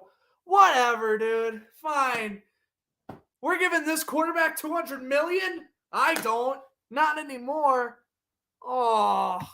I mean, the Ingram interception wasn't his fault at all. That one was. Zay was wide open. Why are you throwing so high? Control your accuracy. Rule number 1. I want Trevor to work on this offseason. For the love of God, control your accuracy. It has been awful. Awful. Ever since the Browns game. It has just been shot. And again, I don't know if that's because he's playing injured. Whatever, dude. Then don't play. Tannehill incomplete for Hopkins. Knocked down by Campbell. It's 2nd and 10. Yeah, I know. The Giants gave Daniel Jones $45 million. You're right. And that is prime numero uno why I don't want to make the same mistake. Trade up. I'm not even kidding. It really, I am so high on Drake May. If you were to trade Lawrence in your first this year to go up to number 1 or number 2 and get Drake May, I don't know how I'd feel, but I would probably be okay with it if May develops. Tannehill fires down the middle, spears, first down, and a gain of 11. Now, I'm not saying trade away your franchise guy or your supposed franchise guy, but I mean, my heart's aching, man. I can't. This game is just awful to watch. The pass is caught by Moore down the sideline. Pushed out of bounds by Antonio Johnson, and Tennessee looking to improve their lead. They are up 21-10. Yeah, exactly. Trevor's already got his head out of the game. Put in CJ. I've seen enough. And Trevor's playing good this game. And I've still seen enough. Get him out of there if he's not playing to win. This is ridiculous. 2nd down and 5. Tannehill takes the snap and shotgun. Oh, call a false start. For the love of God. Tannehill takes the snap under immediate duress. Trayvon Walker sacking Tannehill back at the 44. And Trayvon Walker and Jacksonville's defense is trying to muster anything they can to spark a comeback. That is Walker's 10th sack of the season. That's good. That's good. That's good. All right. Well, even if you get the ball back, you're probably just going to take the knee and go into halftime. So you might as well make it 21-10, bro. That would have been massive if Tannehill fumbled. That would have been massive. That's all right, though. 3rd and 14. Jacksonville still has all 3 timeouts, so they may even try to go for a field goal if they get a stop here. Call timeout, and then they have 2 timeouts. You never know. 3rd down, 14. They are about 20 yards out of field goal range, are the Titans. Trayvon Walker has just accumulated his 10th sack of the season. He still ain't Aiden Hutchinson, but he looked really good this year, so I'm happy we drafted him. He just had a rough rookie year. Tannehill steps up in the pocket, avoids a sack, rolls out, fires on the run. Pass is incomplete. And Trey Herndon sticking with Kyle Phillips step for step. Tennessee throws an incompletion. Jacksonville doesn't even need to burn a timeout. 29 seconds and 3 timeouts. Well, there's no need for you to take a knee. You can drive down this football field, get into McManus's range, and make it a 1-possession game. 4th and 14. I mean, why not? Oh yeah, looks like Doug's telling Trevor to throw. Good. He should. Ty Zettner. Oh, he bobbled the snap! Zettner bobbled the snap! And he's going to be wrapped up by Brighton Strange at the 38. Oh, my God. Ty Zettner just bobbled the snap. And Brighton Strange, the rookie tight end with the sack. That is massive. That is huge. Oh, well, never mind. Now you go for the touchdown. It just bounced off the fingertips of Zettner. And Brent Strange all over him there. Wow. And by the grace of the football gods, the Jaguars are not out of this game just yet. Why? I have no clue. Oh, what, bro? That's crazy. A bobbled snap on the punt. Trevor fires, caught. Here's ETN picking up a first down, ripping off tackles, down to the 25. Timeout. 13 seconds left. Good job. Oh, my God. That is huge. And ETN just got a huge catch. Come on, baby. Touchdown right here. And all the momentum for Tennessee is ripped away. The Titans are getting that ball at the end of the halftime. So you need points, but come on. Whose punt muffs off the punter's fingertips? How rarely does that happen? Come on, man. That's a sign. That's got to be a sign. There's no way that happens and we don't score on this possession. Come on. Hey, even a field goal makes it one possession at this point.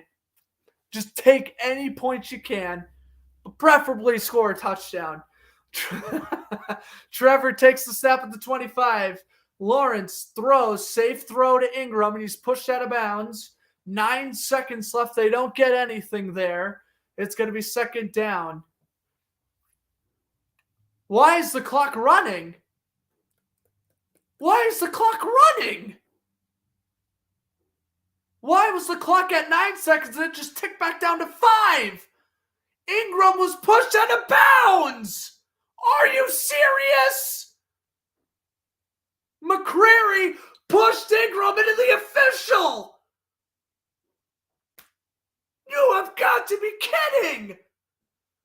Why was the clock running? Oh, good. There's 10 seconds left. Oh, my God. I was like, I was ready to blow a gasket. Okay. There is 10 seconds back, but Jacksonville had to burn a timeout for whatever reason. Are you kidding? Why? Really? Ingram was pushed out of bounds. If you're pushed out of bounds, the clock automatically stops. What is this malarkey? What is this crap? Second down and 9. Oh, my God. So and timeout Tennessee. This game is the most animated I've ever seen Grant on stream. This is what the Jaguars and when April and May come around, the Bruins do to me. So, yeah.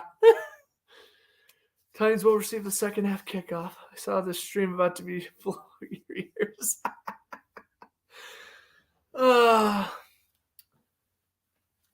I mean, really, first quarter, I was in a good mood.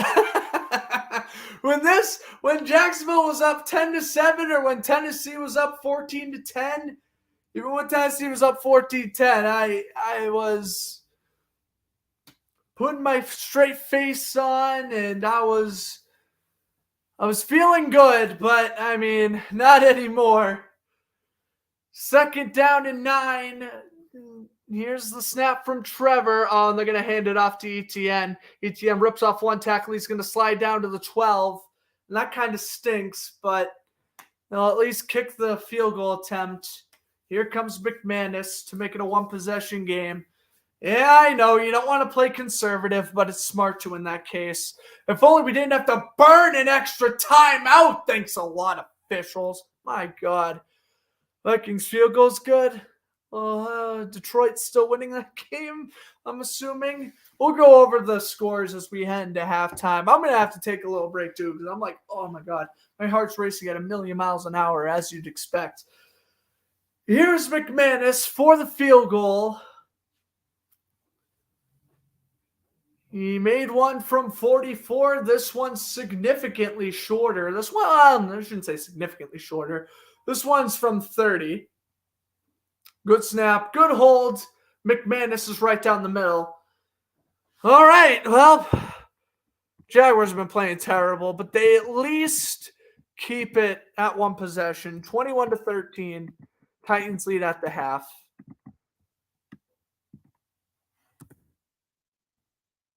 That Trayvon Walker sack and that punt was just what a crazy sequence. Sam Laporta carted off. Oh, you're kidding.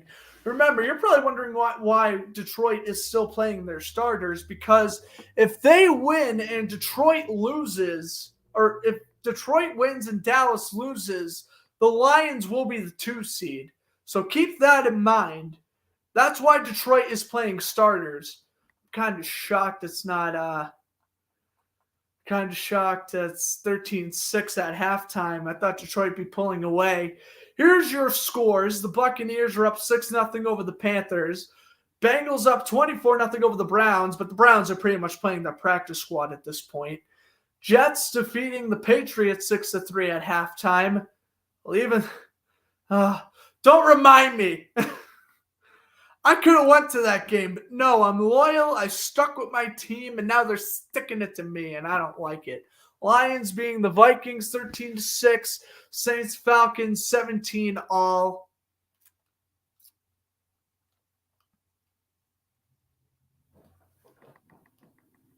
I'm a little shaken up right now. Wow. National championship game on tomorrow. Washington, Michigan. Washington is who I have winning, but I wouldn't be shocked if Michigan won either. Whoever wins, I'll be really happy for. Both those teams deserve it. And I just think it's going to be a great game. I think it's going to be a one-possession finish for whoever wins. I had Washington winning, but it'll be a lot of fun. NBA scores. Cavaliers up 74-72 over the Spurs right now in the third quarter. Trailblazers and Nets starting off at 3 o'clock Eastern Standard Time. Pelicans, Kings at 6. Same with Hawks and Magic. At 7:30, we have the Timberwolves and the Magic. At 8 o'clock, we have Grizzlies, Suns, Pistons, Nuggets, Raptors, Warriors at 8:30. Clippers, Lakers at 9:30. Flames, NHL scores, Flames and Blackhawks at 3 o'clock. Same thing with Kings, Capitals, Jets, Coyotes at 7. Red Wings, Ducks, 8 o'clock. M for Mini or W for Wumbo. Great SpongeBob reference.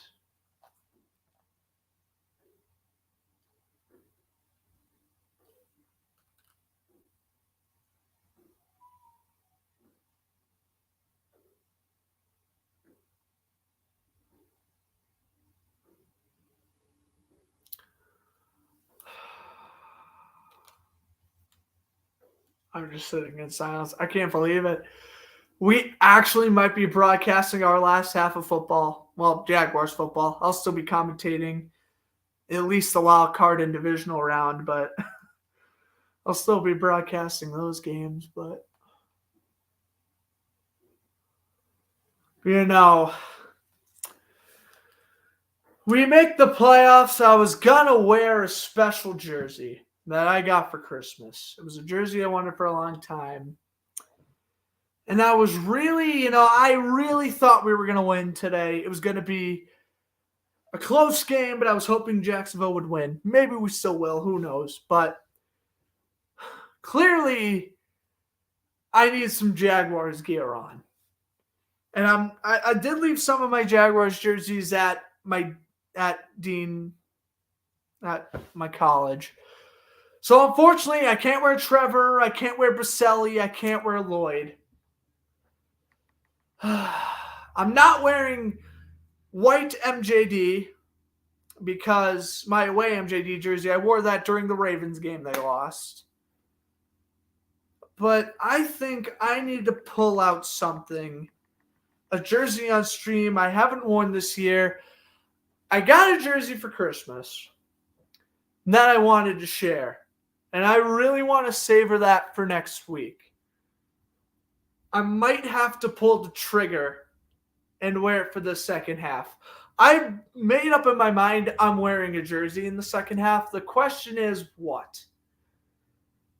And I don't want to ruin bad juju. So I'll wait for next week to wear that one. And,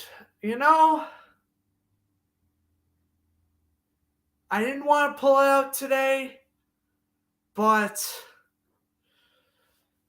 this, they're giving me no other choice. I'm going to have to pull out a certain jersey that usually brings the Jaguars good luck. So that's exactly what we're going to do. Again, I'll quickly recap the NFL scores one last time, and I'll go get it before we head into the third quarter here. I gotta do it. And I'm very superstitious wearing this jersey. But you want to know what? I gotta wear something Jaguars. And the only way we can do that. MJD? Well, I mean, that the home MJD, the away one we lost with playing the Ravens. I do normally wear that, so we'll see. But one last time before I head off for a second. Buccaneers up 6-0 over the Panthers. Bengals up 24-0 over the Browns. Jets up over the Patriots 6-3. Lions up 13-6 over the Vikings. And Saints Falcons tied at 17. I'll be right back with the mystery jersey. Don't go anywhere. Again, think about jerseys. I only wear when things go south. That's your hint. I'll be right back in just a moment. Don't go anywhere.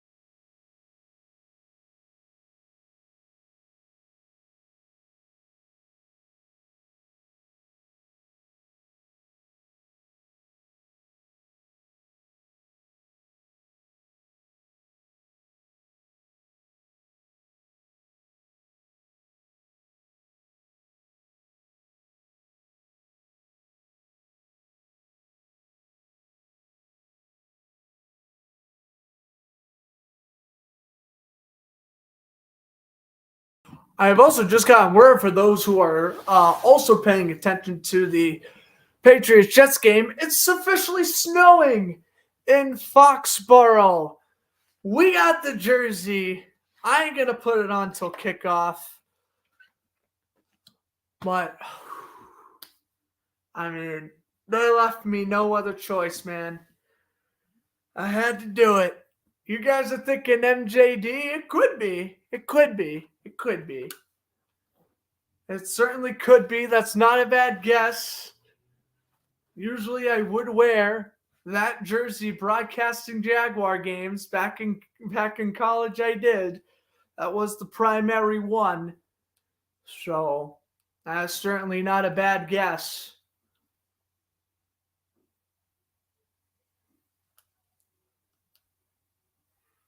But we're in our last commercial break. So, oh yeah, Packers-Bears is on CBS. Interesting. I'll probably be watching Red Zone throughout the whole 425 window. Although Bears-Packers should be a great game. I have the Bears winning in an upset. And the Seahawks beat the Cardinals. And, yeah, I don't know. I thought we were heading back after this commercial break. I guess it's after the next one. Now they're talking about all the games on CBS. Eagles, Giants. Oh my gosh. I mean, the Eagles look so bad, but you would think they beat the Giants, right? But then the Giants almost beat the red hot Rams. So I don't know. I don't know. That game's harder to predict than you think. We're going to B-dubs for Giants, Eagles. Oh, and you'll maybe stay for Bills, Dolphins. I think I'm heading over. If the snow holds off a little bit longer, I'm probably heading to my friend's house for Bills, Dolphins. But yet again, if it's snowing out, I'm not driving in the snow. So, oh my gosh, it is snowing. It's snowing, and look at the snow in Gillette. I just quickly flipped over to Fox for a second. And just seeing the Jets punter practice in the snow. Oh my gosh. Please do not throw snowballs on the field. Yeah, you don't want to do that. No, don't want to do it.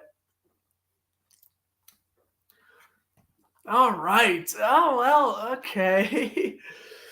I'm hoping the Patriots beat the Jets since I have a few friends who went to the game. I hope for their sake the Patriots win. They don't care about the tank. They want to win games.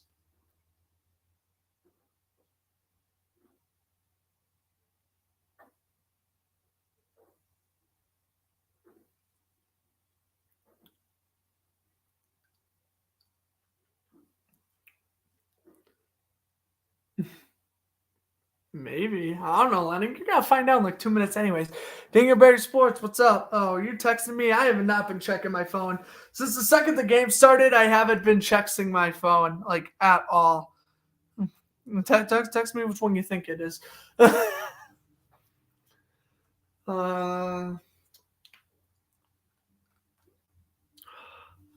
My God, the snow is pouring down in Gillette. It's like it's like gingerly falling here about 40 minutes south.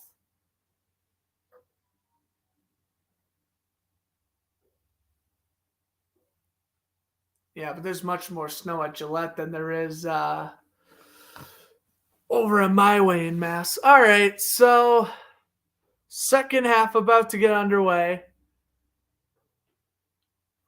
Oh, man. Oh, man. Oh, man. Oh, man.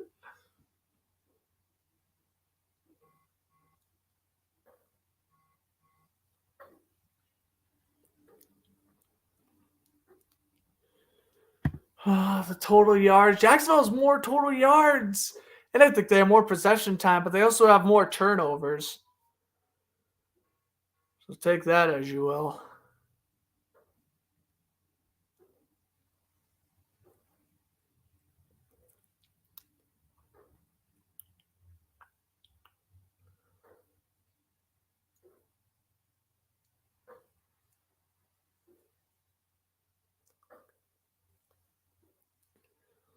All right. Well, as the kickoff occurs, McManus will boot from right to left. Tennessee will get the football. Here's the kickoff and the touchback to begin the second half. Guys, are you serious? Think of what we wore during the wild card game last year. Come on, guys. Yes, it's Bortles. This is the surprise jersey. Well, I mean, not the surprise jersey. That you'll see next week if we win today. But no, we're wearing Blake. Oh, my goodness. The last time I wore this on stream, we came back 30-27 to beat the Chargers. Is this the good luck charm? We're about to find out. Second half underway. Henry a run and a gain of 2. I'm not going to lie. Now that like halftime has went by and at least Jacksonville got a field goal heading into this third quarter, I feel a lot more relaxed, if you will. I don't know, but this is obviously a stressful game, but at least they're going to have to mess something up before I get angry again. So don't worry. I'll try to not yell as much as I did during the first half. Oh, it's Bortles? Close enough. It's ELS, but yeah, you're good. Time of possession, Tennessee in favor there as Henry runs it right up the middle. First down and more. Are you kidding? Second play from scrimmage.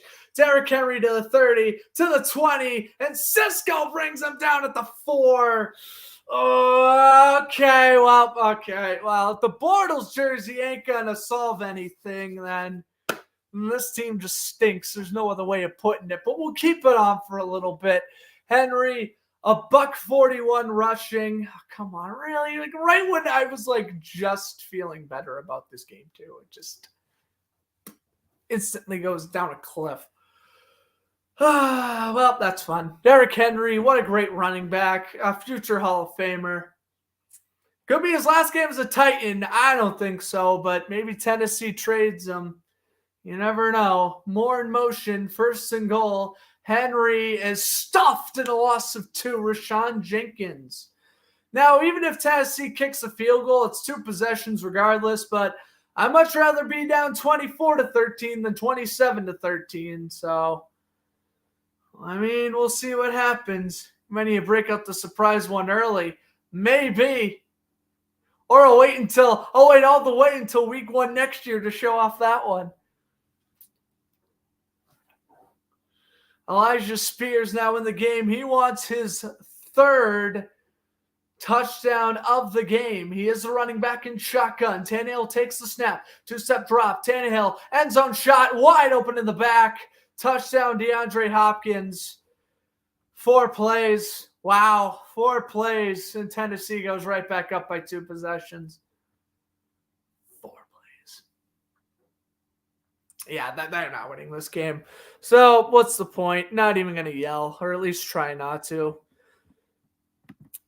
At this point, this is where, the expectations are just way too low. If I'm being honest, I just feel like I'm just watching a replay of the Browns game. Like, they're scoring, but not really, and then their defense sucks, so I don't know. Folk hits the extra point. It's 28-13. I mean, I basically just feel like I'm just rewatching the Browns game. Like, cool.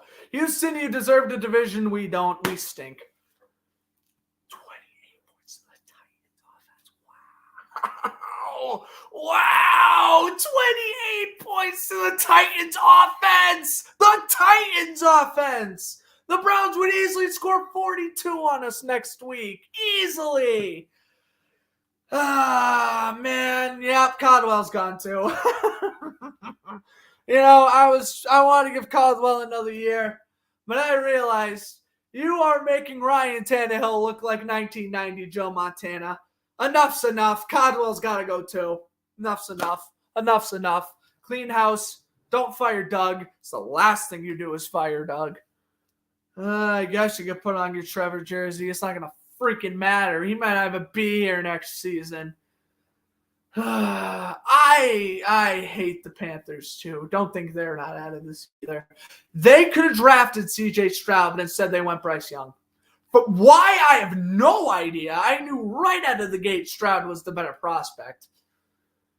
Something's telling me that Carolina would have been, well, not fine, but they still probably would have been bad. But something tells me if Houston drafts Bryce Young, they aren't a playoff team this year. Maybe that's a hunch. I don't know. Maybe it was whoever they drafted was going to turn into a superstar.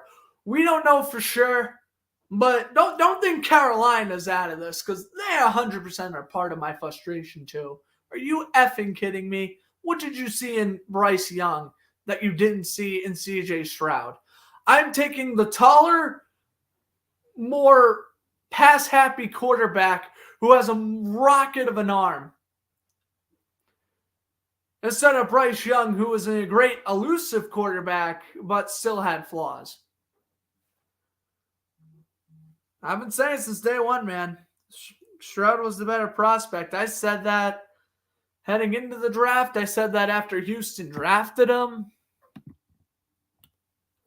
Nothing changed.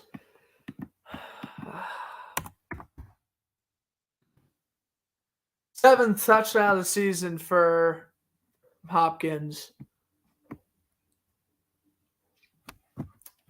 It's over. I mean, it's been over for like a quarter, but it's over. Kick from left to right. Here's the return from Bigsby at the 2. Bigsby's going to return this one out to the 20, out to the 29. And let him, bro, you please sell the Trevor jersey. He ain't worthy. I'm glad I left mine at Dean. I'm ecstatic I left mine in my college dorm. And that thing ain't leaving the closet till I pack out in May. Disgraceful quarterback. Costing this team wins just so he could play. Ugh. Get out of here. Beathard's been the 100% healthy quarterback. 3 weeks, Trevor. 3 weeks you had to remove yourself from this lineup, and you didn't. You're a coward, and you cost this team a playoff spot. Lawrence throws, caught by Ingram. I get it, man. He's trying to be a Superman, but he ended up being his own kryptonite. Ridiculous. Saints retake the lead over the Falcons. A nice bobbling catch by Chris Olave gave him the 24-17 lead. We're trying to get a player. I know, dude, it's okay. I'm the same way, brother. I'm the same way. Devin Lloyd had such a good year last year and bought his jersey, got it for my birthday, and this year he's took a massive step back. I know. Pass is caught. ETN gets a gain of 2. It's 3rd and 7. I mean, I'm not even going to think about getting an ETN jersey. I'm not even going to think about it. Because what am I going to do? Get his jersey and then he's going to start to stink as well? As much as I want an ETN jersey or a Kirk jersey or a Josh Allen Jags jersey, like, nope, I got to stay far away from it, man. Because the second I buy a jersey, it is bad news bears for these players. 3rd down and 7. Lawrence trying to audible at the line of scrimmage. In shotgun. 3 seconds left on the play clock. Lawrence takes the snap under immediate duress. He fires, almost underthrew it. Oh, Parker Washington. What a catch over McCrary. 1st down, Jacksonville. Oh my God, if Trevor threw that pass just a slim bit more to the left, that's an interception. Trevor, you're making me scared. Oh my God. That could have easily been picked off. But Parker Washington with his first catch of the day, get him going. He has been so good this past month. Get Parker Washington in the receiving game a little bit, eh? Lawrence handoff up the middle. ETN run, and it's going to be 2nd and inches brought down by Wallace. And Alshear, it's going to be 2nd and inches. They might give him a first, but I doubt it. Again, I guess if you score a touchdown and you keep it a 1-possession game, you're at least staying in this game for as long as you possibly can, but you're going to need to convert a 2-point conversion if you want to tie the game, and that's going to be a massive problem. Here's Lawrence. Here's the inside handoff. ETN. Come on, ETN. 2nd and 1, and he gets blown up by Sean Murphy bunting. You just had to dive forward, and you went out of first. Give me a break, dude. Oh, my Lord. That's just atrocious situational awareness by ETN. Now, I don't want to harp on ETN, but, man, offense is showing up, and the defense sucks.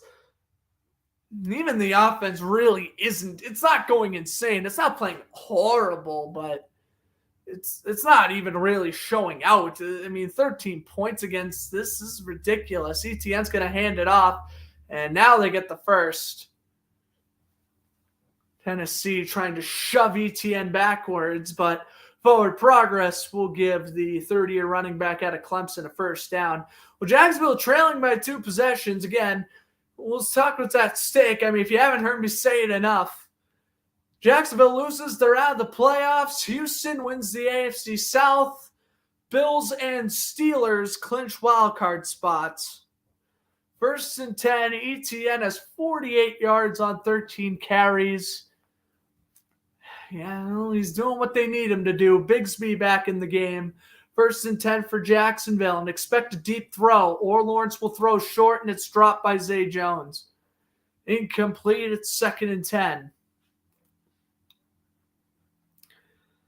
I don't think I need to tell Press Taylor what he needs to do here, right? ETN. Lawrence takes the snap. Play action. Throws deep. Calvin Ridley. I mean, come on, it's not rocket science, Press Taylor. Play action gets Trevor in a groove. What are you doing? 2nd and 10, no play action. Man, he overthrew Ridley. Trevor, plant your feet before you throw. I mean, it's just simple stuff that they are messing up on both sides of the ball. Offense especially. It is simple things that they are messing up. And it's just driving me to drink because I've been saying this for 17 straight games. They haven't fixed it at all. It's ridiculous. 3rd and 10.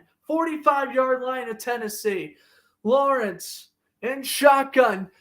Dearness Johnson's the running back now. Why not throw him out there?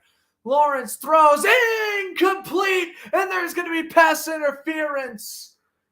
Sean Murphy bunting man-on-man coverage against Evan Ingram, and they're going to call PI on the Super Bowl 55 champion bunting. Oh, yeah. He held him. 100% he held him. Now, bunting wanted a call. Ingram may have touched the helmet area. May have touched the face mask. It's going to be a first down for Jacksonville. I mean, massive. Because I think you'd have to go for it. And if you didn't get it, you give Tennessee possession at midfield. So, massive penalty called there. And now Jacksonville gets to keep their drive alive. Lawrence pumps, and he underthrew it to Ingram. Oh, my God. Trevor, stop it, dude. Please plant your feet before throwing. The second straight counted throw, if you will. I'm saying that. Ingram probably could have been in a better spot. I mean, this is a collapse. I mean, there's just no other way of putting it. If you lose this game, it's a collapse, and it just showed that you don't even deserve to be in the playoffs. But I want to make it, regardless of whether we win or lose. I don't care. I just want to make it. Like, I'm okay with getting crushed by Cleveland. I just want to make it, man. Johnson loses 2, 3rd and 12. The issue is we ain't going to make it because we're down 2 possessions still with 8 minutes left in the third. And this is when Doug Peterson's going to start getting stupid with his play call. And I have a gut feeling they're going to start doing some risky things that are going to end up hurting them. Alshire with a great tackle, able to get in the backfield, make a nice tackle on Johnson. It's 3rd and 11 now for Jacksonville. I mean, again, must convert here. And if it's 4th and 6 or shorter, it's an automatic green light. Lawrence throws. He planted his feet, but he threw the ball 4 yards. Trevor, my God, throw it deep. 4th and 7. Again, I mean, I don't know how much more I can scream and yell at these coordinators. I said it even after Agnew caught a touchdown against the Ravens back in Week 15. Play action is Trevor Lawrence's best friend. Plain and simple. You go for it. It's 4th and 6. You go for it. Plain and simple. Why aren't you doing play action? Why? Johnson, the running back, 4th and 6. I mean, they could kick the field goal, make it a 12-point game, but that's going to do you no good. Lawrence takes the snap, fires down the middle. Ingram makes the catch, and he's going to be brought down 2 yards short. Oh, my God. Ingram with the catch, brought down immediately by Elijah Molden. Maybe you should have kicked, but, I mean, I don't know, dude. Even if you kick, you're still down by 12, so it doesn't even matter. Well, I don't know how many more times you need to hear me say it's over. It's obviously been over, so whatever. Needed points. So I'm not going to yell at the coordinator I'm not going to yell at Doug for not kicking the field goal. Wow. Well, I mean, what the hell? What happened? Like, really, what happened to this team? This needs to be studied. This Jaguars team needs to be dissected in a lab, and it needs to be studied as how this happened. I think it's over regardless if Tennessee scores or not, but yeah, especially if Tennessee scores a touchdown, this offense coming back from 3 touchdowns? Nope. Like I said, man, we're just watching the Browns game all over again, just with a different application. It was okay for them to lose the Browns game. Wow. I mean, well, the Bortles jersey's coming off because clearly it hasn't worked.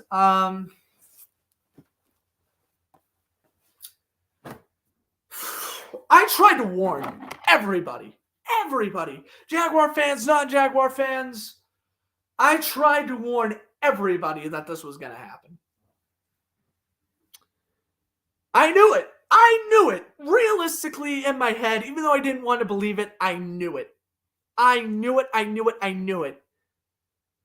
But I was hoping, because they played so good. I know they played Carolina, the worst team in the league, but because they played so good last week, I was just hoping, man, one more win. And we could get crushed by the Browns in the playoffs, whatever. I just wanted one more win just to say we made it and to stick it to the Houston Texans. And clearly this team did not get the memo. Now, I'm not saying after we kicked a field goal on the opening drive I was getting scared, but right then and there I was getting scared. And I kind of sensed when Tennessee went up 7-3. I mean, you can't get scared over a game in 7-3, right? But I just knew, man. I just knew that this wasn't going to go great. We got bad punts and everything, and Henry with a gain of 8. And Tennessee looks like the team fighting for a playoff spot today. And if they showed this one more time, I'm going to punch my TV, bro. Yes, we get it. If Houston wins, they clinch the 4 seed. Jacksonville eliminated.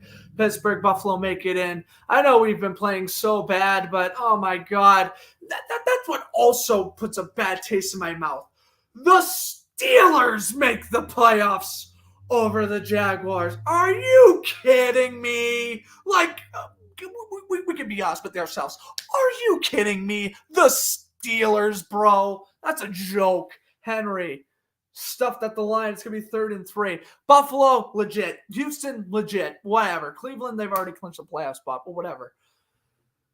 But like, Pittsburgh, really? The team that is starting Mason Rudolph the last 3 weeks? Are you serious right now? That team makes the playoffs?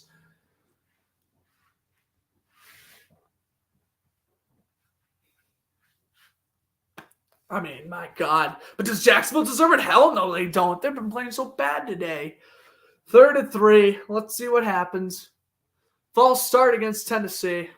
I'll back them up and make it 3rd and 8. Dude, and we're literally rewatching the Browns game. Because watch, defense gets to stop. Jacksonville scores, 1 possession game, and then the offense stalls out again. Guarantee you that's what happens. We're just watching the Browns game again, but with different applications. Ridiculous. Oh, well, at least you're not the Browns losing 31-0. Yeah, and they're playing their practice squad. Your point. They're probably watching this game on the sidelines. 3rd down 7. Tannehill under duress. Throws, passes dropped by Moore. Luakana on coverage. He was going to get the tackle anyway. 5:20 left in the 3rd. Jacksonville, you need a touchdown. And now, again, you passed up a field goal.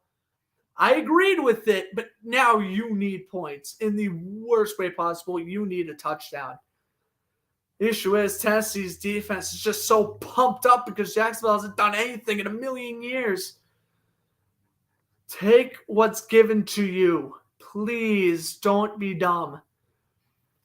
4th and 7. Here's Zarnick with the punt.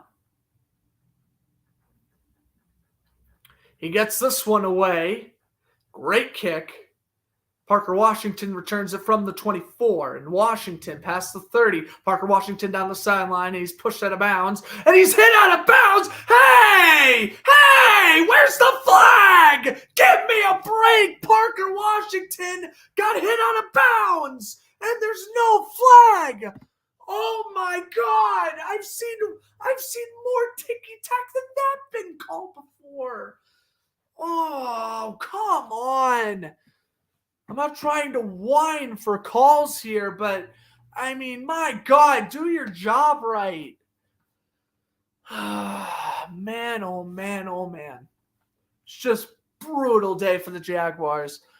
Defensively, once again in the red zone, don't get me going on Press Taylor. And they have actually missed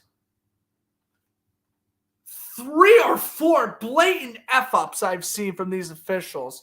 Nah, bro. Hold on. Let's demonstrate this. Parker Washington. Okay, he's juking out, blah, blah, blah, blah, blah. Okay, right here, he steps out of bounds. 1 Mississippi, 2 Mississippi, he gets hit. You can't really see it. But you get my point. It was all 2 seconds after he stepped out of bounds, he got hit. Give me a break. Throw the flag, why don't you, eh? Well, why not? You have nothing else to lose. You've already made it clear that Zay Jones' elbow hitting the ground isn't a catch, but when Terrell Edmonds gets an interception and the nose of the ball touches the grass, that counts as a catch. I mean, let's be honest here, right? The officials have been brutal. It's not the reason why Jacksonville's losing this game, far from it. But it can't be dismissed either. The NFL in general just has an officiating problem. And I am so glad even though I was sad that the Lions lost that game to the Cowboys last weekend, it's honestly best for the NFL. Because guess what? That officiating crew got demoted. Now, granted, they're still an officiating crew and they still could potentially ruin games. But if they're officiating less important games, I mean, maybe that's a good thing. I don't know. All I know is that, the officiating has just gone so downhill. It's always been bad.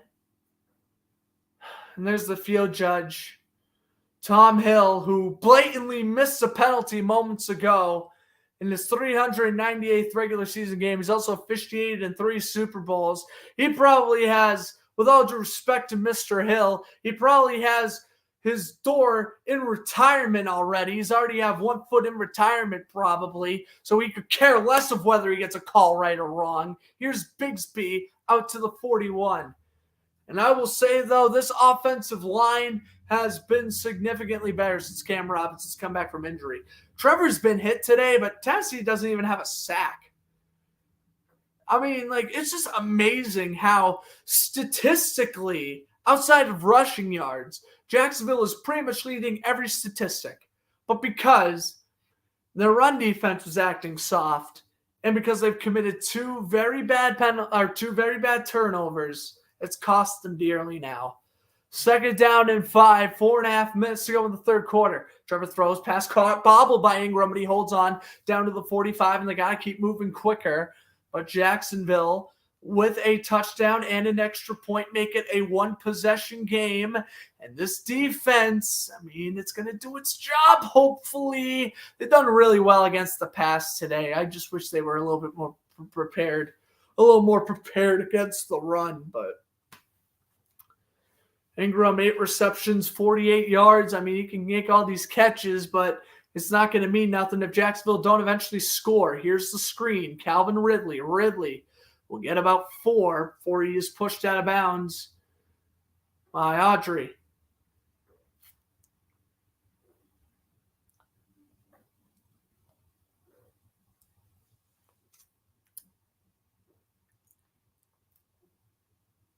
Second down and 7, 3.5 to go in the 3rd. My God, this game has flown by. Oh, my Lord. Time's really running out. Time is really running out, man.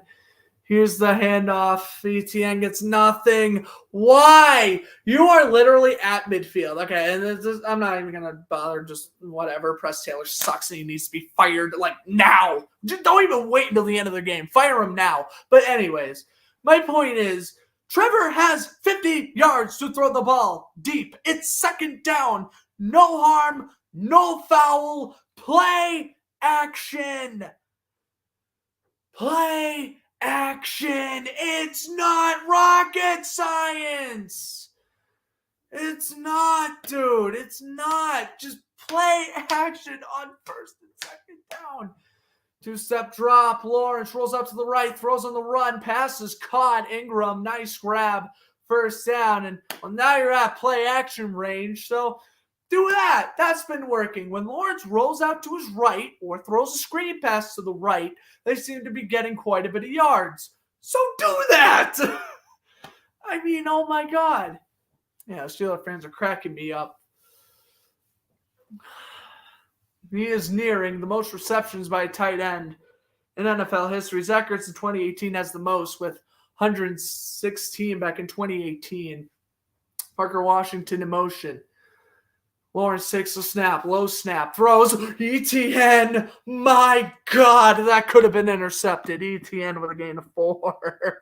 Oh, wow. Garrett Wallow, who got the tackle on ETN, he was right there for the interception. Would have been a pick 6, and yeah, 35-13. You can kiss this game goodbye. 2nd down and 6.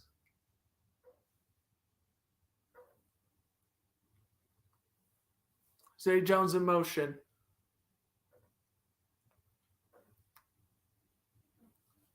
Lawrence takes the snap.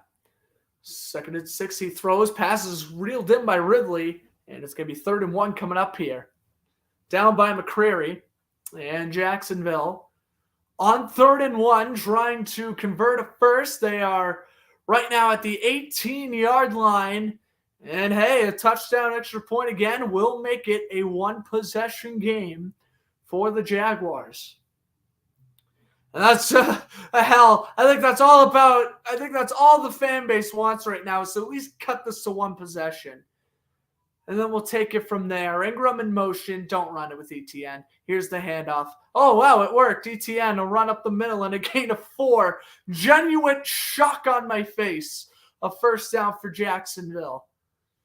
Again, though, if they get that defensive stop after a score, I mean, you never know. You know Doug Peterson's going to go for 2.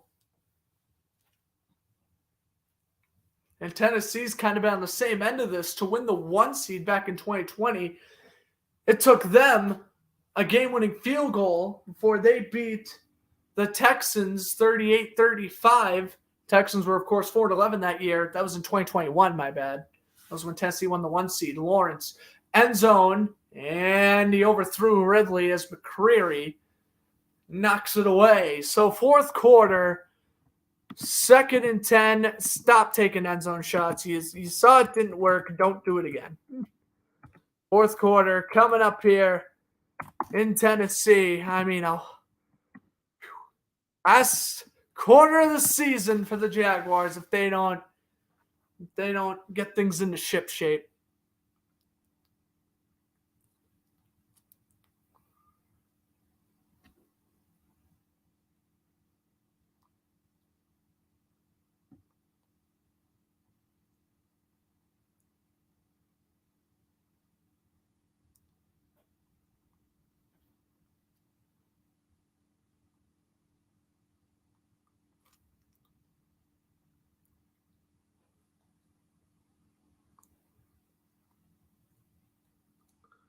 Brock Purdy and McCaffrey are both inactive for the Niners as they rest up. Now, I cannot believe next weekend is the playoffs. And I know I'm not going to have the Jaguars not in the playoffs ruin the playoffs or anything. I mean, at the end of the day, I'm just a commentator on YouTube, right? I mean, they're my team and I love them, but I can't do anything about whether they win or lose or the outcome of their games. I can just, rant and rave about how I think it's about how embarrassing this team has played, but I mean, what is there to argue about? What is there to get mad about? Nothing. Sports is for fun. I take sports very seriously because I love my team, but realistically, you shouldn't get this upset over a game. And the fact that you guys might think oh, you're doing this for an act because it's YouTube. No, I'm genuinely pissed off right now. But, at the end of the day, you're going to have to deal with heartbreaking losses. And, realistically speaking, you weren't going to go far in the playoffs. How could you? You can't even pull away from the Tennessee Titans. How could you possibly go into the playoffs and expect to win? You can't. So, perhaps you wait it out. I don't know. But we'll see.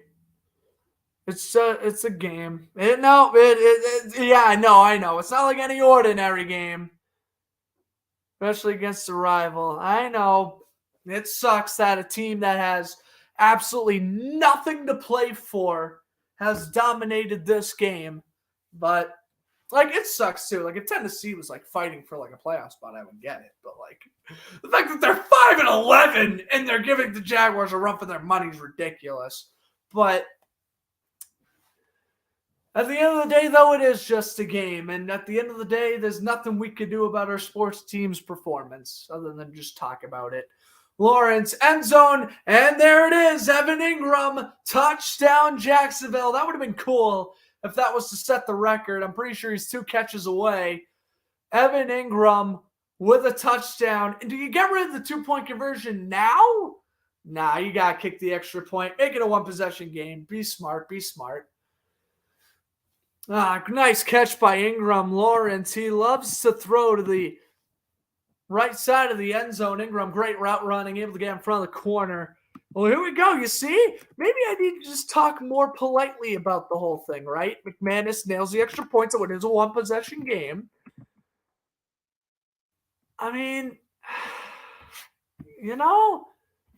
we're talking about there's nothing I can do about it. There's nothing I could do if my team loses. I'm going to be mad. I'm going to be sad.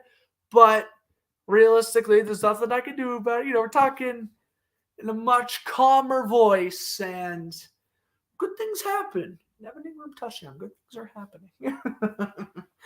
Good things are happening. I also brought this. Woo! I brought my little sign in my room. I got my Bortles jersey that I'm no longer wearing because you want to know what? Screw superstition right now. You can't superstition this game like at all. This game is just nuts. 28-20. Lawrence throwing his second touchdown of the game. That was the first time Jacksonville's capitalized in the red zone all day. And well, with a stop, Jacksonville could tie it up with a touchdown to 2-point conversion, and then at that point, you've scored the last 2 touchdowns. You have all the momentum. I mean, still quarters 1 through 3, absolutely rage-inducing. Don't get me wrong, but here's a touchback, and Tennessee will get it up to 25. But if you somehow come back and win this game, though, it does show a lot of character about this team. And last year's team 100% would have came back. I know that for a certainty. But again, this team has not come back from 2 possessions all year, so we'll see what happens. Place your bets.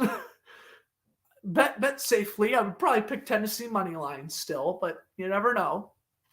Tennessee's offense is beginning to struggle. They really haven't done much outside the first drive of the third quarter. Tajay Spears has been a killer this game, though. Gets a gain of 6 on first down. It's going to be 2nd down and 4. And, even if you hold Tennessee to a field goal, I guess it technically wouldn't be like over, but even then, you really can't. You need a stop, plain and simple. You've been getting stops all third quarter. It's time to get one last one and put your offense in a comfortable position. All right? All right. 2nd down and 7, a gain of 3 for Spears. They got a little bit more. They're going to hand it off to Henry, and this time Jacksonville's defense right up the middle. Foskey, Campbell, Roy, Robertson, Harrison, others combining on the stop. It's 3rd down and 7, and now Jacksonville's run defense is showing its true colors. There you go.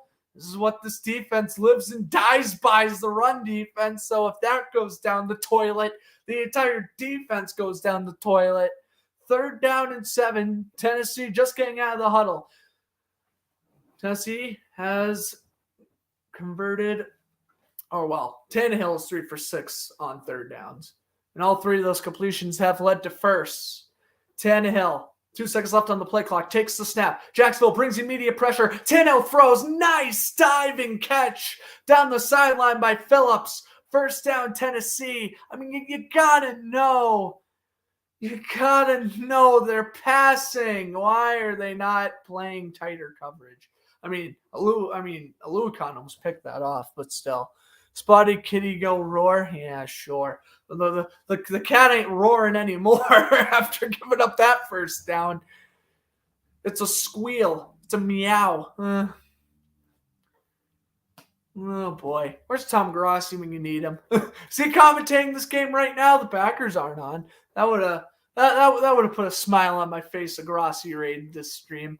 Here's Hopkins in a gain of about four. For Darius Williams pushed him out of bounds. That would have been funny too. I would have been ranting and raving in front of the Jaguars in front of like 90 to 100 people probably. That would have been funny. That would have been hysterical actually. All right, second down. You just found out a leaping lion in the Lions logo is named Bubbles. Did you find that out? The lion's name is Bubbles? You mean the dolphin from the second SpongeBob movie? It's crazy. Second down at 5. Tannehill under center. They fake it to Henry. Oh, Allen to the outside. Tannehill's got to throw it in the middle. Picked off. Cisco. Dre Cisco. 40, 30. Oh, my God. And he's pushed out of bounds at the 27. Oh, my goodness. Dre Cisco with a massive interception at midfield. Well, the pressure was there. Allen and Walker were both like, They beat their target on the offensive line, so Tannehill had to throw.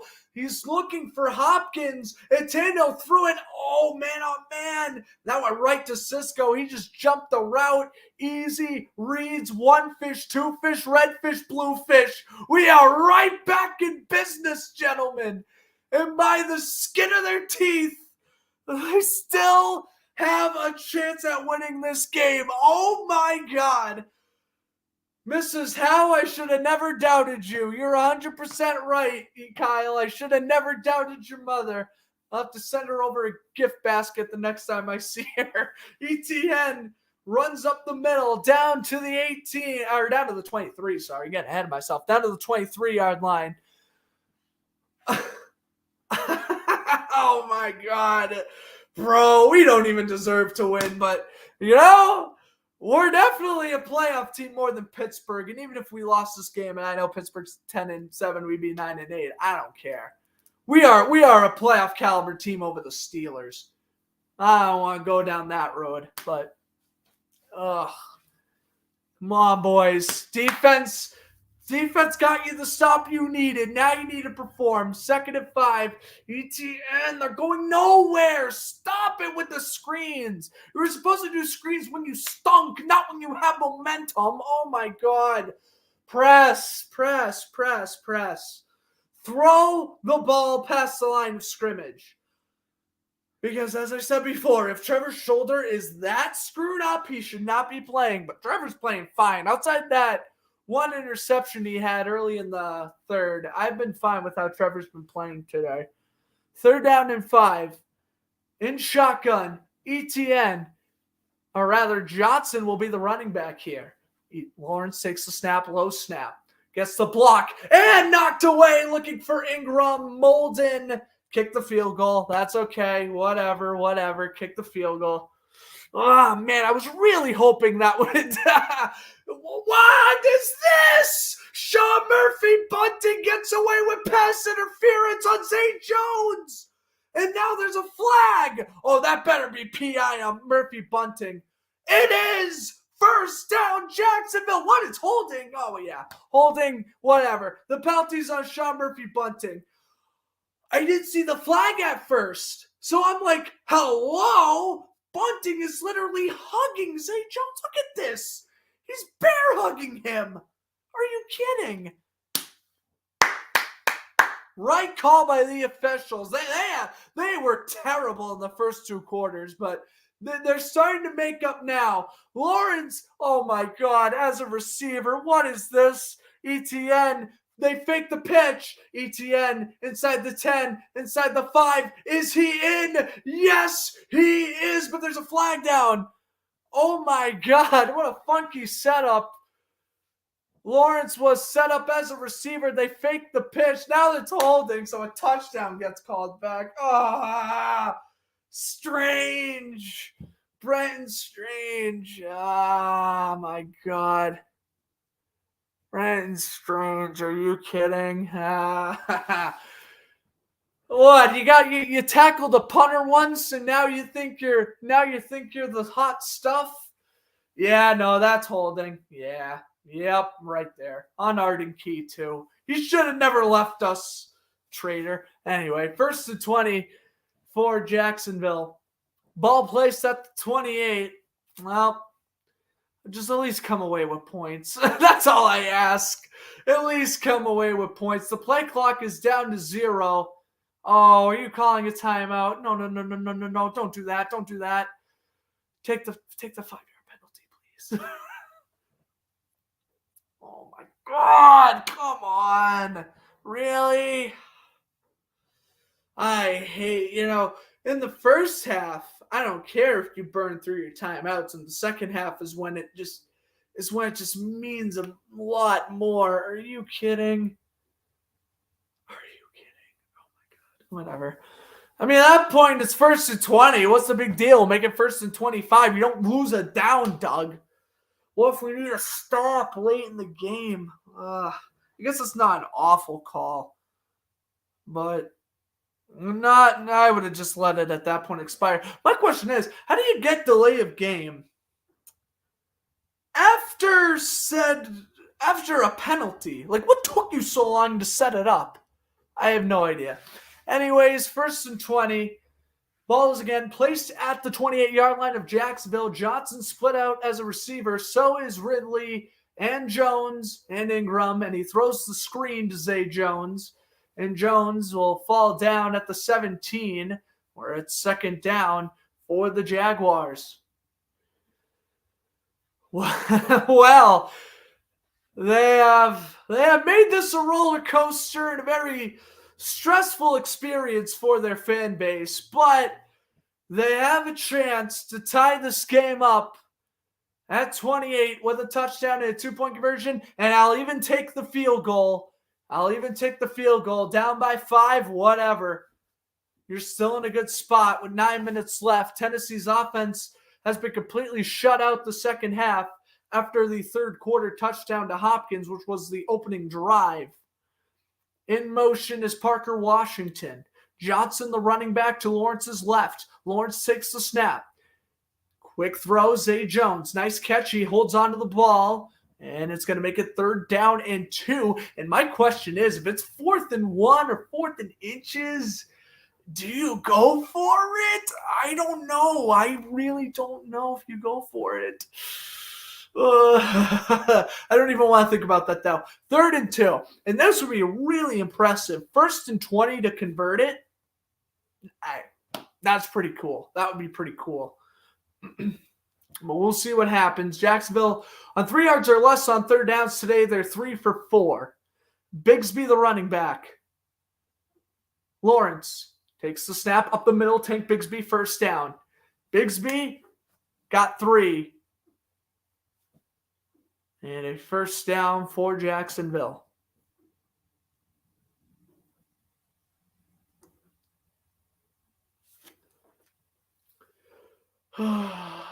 Okay. Wow. From 1st and 20, and they converted it. Wow. All right. I'll tell you one thing, though. This whole sequence is giving me a lot of hope about this offense, man. What a game it's been. 1st and goal. Jacksonville going in to tie the game potentially. 4 seconds left on the play clock. Zay in motion. Lawrence takes the snap. Looking for the end zone, and he overthrew Ridley, but that's okay. You still got at least 2, maybe 3 more plays at 2nd and goal. Remember, those in the chat, I think a couple of you may be ahead of me. Even if it's by a split second, please, until I react to the play, please do not type anything in the chat. Like, if Jacksonville scores a touchdown here on 2nd and goal, great. I don't want to know until I call the touchdown, right? I don't want anything to be ruined here. 2nd and goal, empty backfield for Trevor. Just, of course, if you're new here or whatever, that's how I usually want it. Low snap, Lawrence caught, trying to dive is Zay Jones. He is down at the 1, and you know what time it is. Let it rip, baby. The Lawrence Leap. Oh, I love Jaguars Twitter. They came up with this nickname, and I love it. I absolutely love it. Unless they're going to review this as a Jones touchdown. But I thought he was out at the 1. I thought Jones was out at the 1, and yes, he is. Ball is placed at the 1-yard line. Come on, baby. Lawrence Leap. Do it. Oh, what is this? Oh, here it is. Strange has an extra blocker. Oh, what? They did do the Lawrence Leap. A rollout, and he threw it out of bounds. Trevor! What the? I want press gone. Now.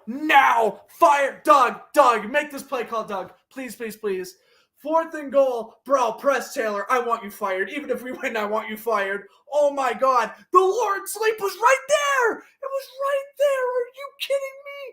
It was right there. 4th and goal. Oh, God. Jacksonville, bro. Really? Lawrence under center. Takes the snap. There's the Lawrence Leap. And he is no signal. Did Tennessee stop him? I think so. I thought at first it was a touchdown. And they're going to say Tennessee got the stop. Oh, my God. I hate Press Taylor so much, bro. You have got to be kidding. You have got to be. He's short. He's short. He's short.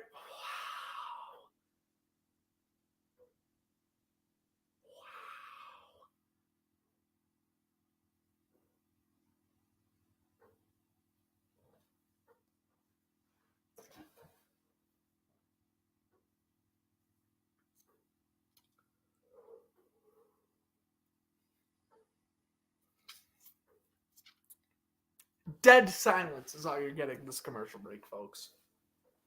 Oh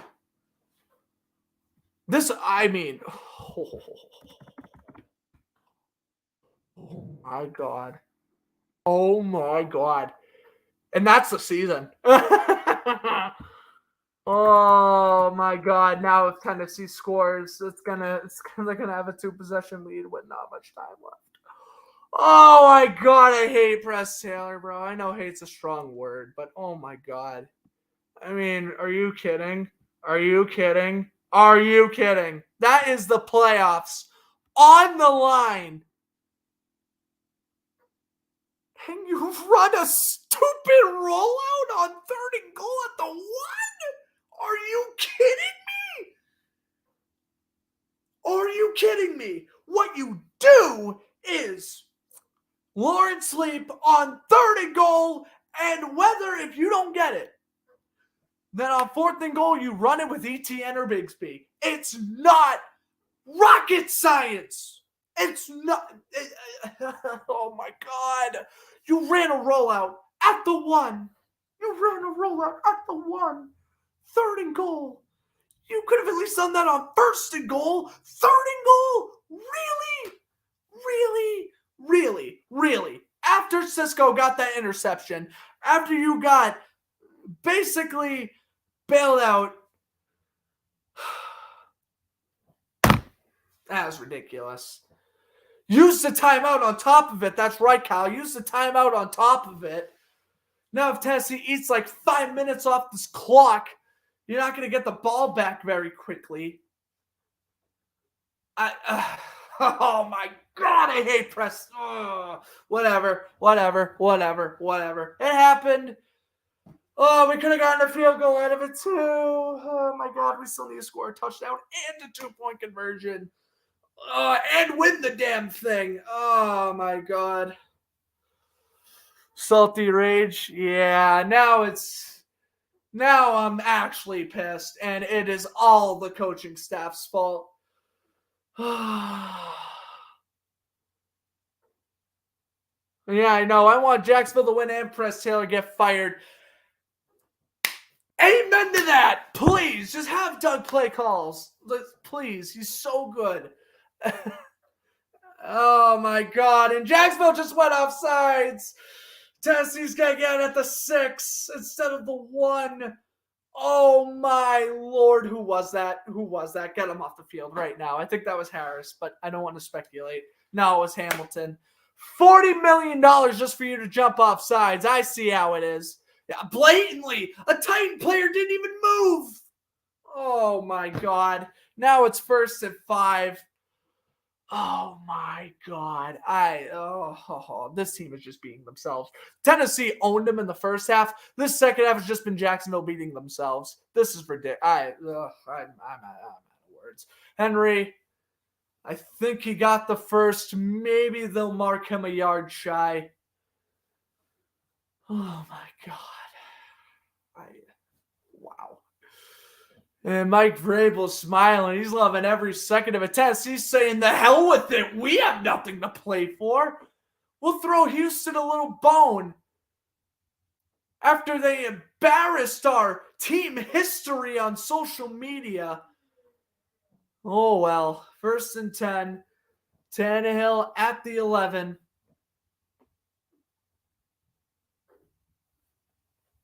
Jacksonville not going offsides this time. They fake it. Tannehill rolling out to the right. Someone's got to get there quicker. Passes caught by Moore. Down to the 29. Oh, my Lord. This is over. Like, officially now. Man. Yes, I did see the online reaction. I saw their little high five.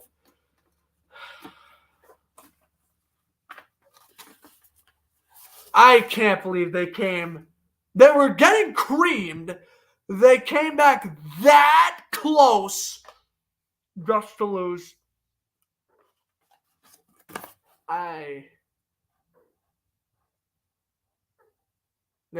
It's kicking in. Henry gets nothing. 2nd and 10. Roy Robson Harris with the tackle. Like now it's officially kicked in. We aren't making it. It's officially kicked in. Wow. This is an empty feeling, man. This is an empty freaking feeling.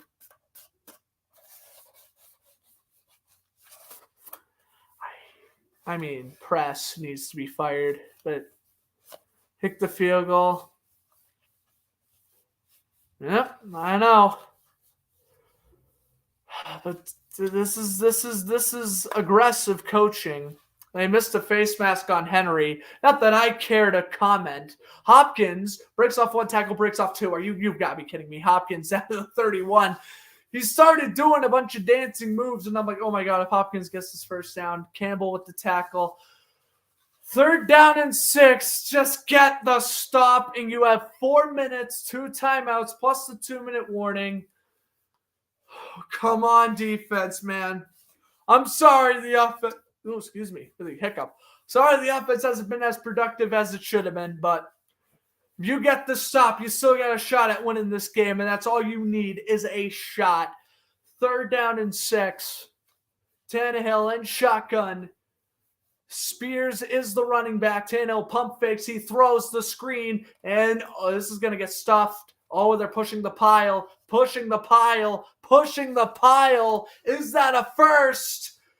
Oh, it might be. Tennessee push the pile for a first down. That is so ridiculously lucky. I can't believe it. I cannot believe it. The receiver was wrapped up 4 yards short, and they pushed him for a first. Oh my gosh, that is just insane. Kyle Phillips, wow, props to the Titans offensive line. I can't even hate. That is insane. That is just great. That is just amazing teamwork. I'm absolutely baffled that actually worked. A screen pass on 3rd and 6 is a first. Henry ripping off Aluakon's tackle. Bring them down, boys. Tackle. 2nd and 13 coming up for Tennessee. Oh my God, tackle.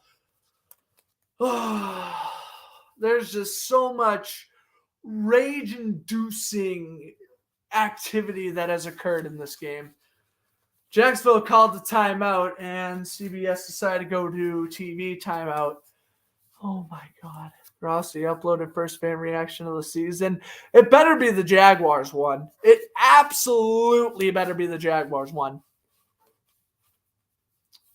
it was 3rd and goal and you ran a rollout? Yeah, because that's Press Taylor for you. Why the hell would we let our 6'6" quarterback do a QB sneak at the 1? Ha ha ha! So funny. What logic? The Jaguars coaching staff and using common sense? Nonsense. And now you're down to 1 timeout plus the 2-minute warning because you let a hold on. How big is Kyle Phillips, by the way? I'm just curious. How big is this man? How big is this man? Oh, I gotta find the right one. Hold on a second. How hold on, ESPN right here. Kyle Phillips. Because you let a 5'11" wide receiver push the pile on you for a first down.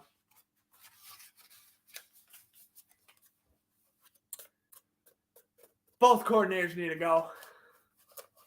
Clean house. Maybe you don't change much of this roster. I truly, back in the first and second quarter, I thought it was the players just playing terrible. And that was obviously part of the reason. But now it's coaching. And this entire fourth quarter has just shown to me it's coaching.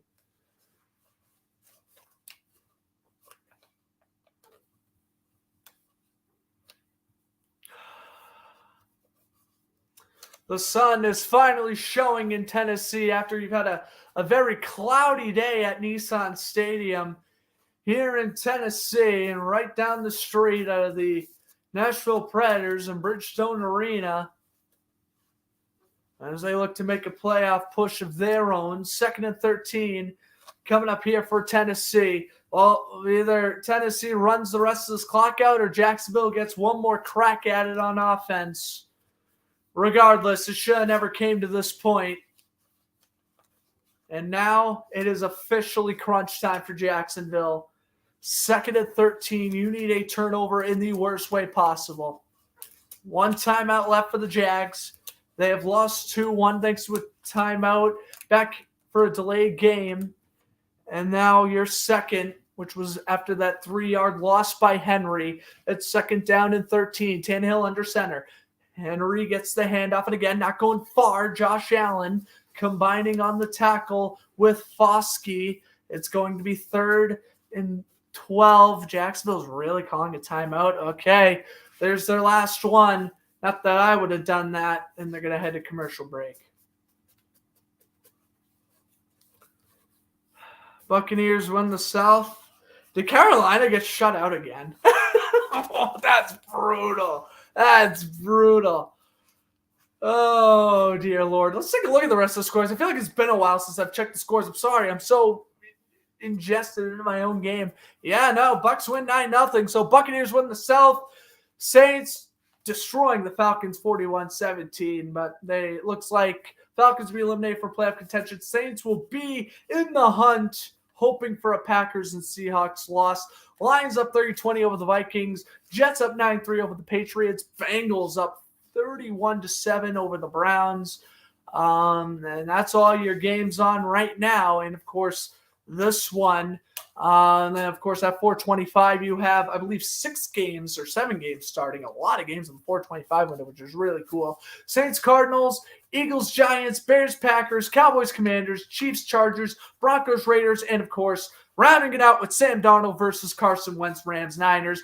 And, of course, 8:20 tonight, the Sunday night game, Bills, Dolphins. I can't believe it. I cannot believe that the Jaguars are this close on missing the playoffs. I mean, at 8-3, it was a pipe dream. I mean, we beat Buffalo, we beat Pittsburgh. Those were supposed to be statement wins.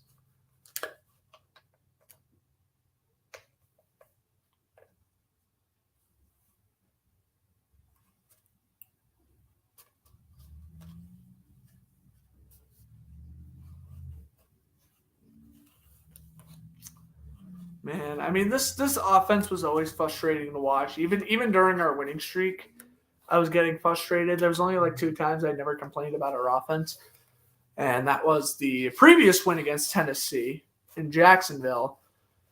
I can't even say for certain. I think if this game was in Jacksonville, we would have won. but I can't even say that for sure. I really can't. And, of course, the Week 6 game against the Colts. And even the London game against the Falcons. It's just, wow. It's just like a lot of, 8-3 to go to 9-8 and miss the playoffs. If this team isn't living proof that it doesn't matter what you do in the first half of the season, it matters what you do in the second half. We have a prime example. Majority of the game is poor play calling with a few stupid decisions. Bingo! Right on the money, Kyle. And it's every game. And sometimes they can escape their own stupidity. Sometimes they can't. 3rd and 11. Jacksonville gets one more crack on offense if they get a stop here. Tannehill under duress. Ball, he is sacked. Tannehill holds on to the ball, but Josh Allen does get a sack. A franchise-leading 17.5 sacks on the season for Josh Allen. And look at Trayvon Walker immediately targets the football. That's what you do right there. You want to get the sack. Most importantly, you want to punch the ball loose. You have 2 timeouts plus the 2-minute warning. 4th and 17. Come on, man. This is your last offensive shot. Zarnik out to punt. Or Zettner, excuse me. I don't know why I'm calling him Zarnik. Zettner out to punt. Parker Washington will return. Ball, he is standing back at the 15, and he's able to get it off. Washington retrieves it at the 20. Washington trying to make a move, just fall down, and he's falling down at the 24. Just fall down, Parker. I know you're a rookie, and you wanna do spectacular things in this league, but here we go. 2:18 to go, 4th quarter. Jacksonville scores and gets a 2-point conversion. We're heading into overtime most likely. If Jacksonville does not score a touchdown and convert a 2-point conversion, this game will be likely over, and Tennessee will pull a massive spoiler and give the Houston Texans the AFC South crown. Let's see what's going to happen. 2:18 to go. Just please. On offense. Parker Washington in motion. Trevor under duress. He steps up. Lawrence is going to run. Lawrence is going to pick up 7. 2nd down and 3. That's okay. Take it to the 2-minute warning. It's 2nd down and 3. My heart's beating at a million miles right now. I'm even shocked I'm commentating as good as I am. I definitely thought I'd be. Ah, my God. Come on. The kitty needs a roar soon. I'm going to say it. One last time I'm going to say it.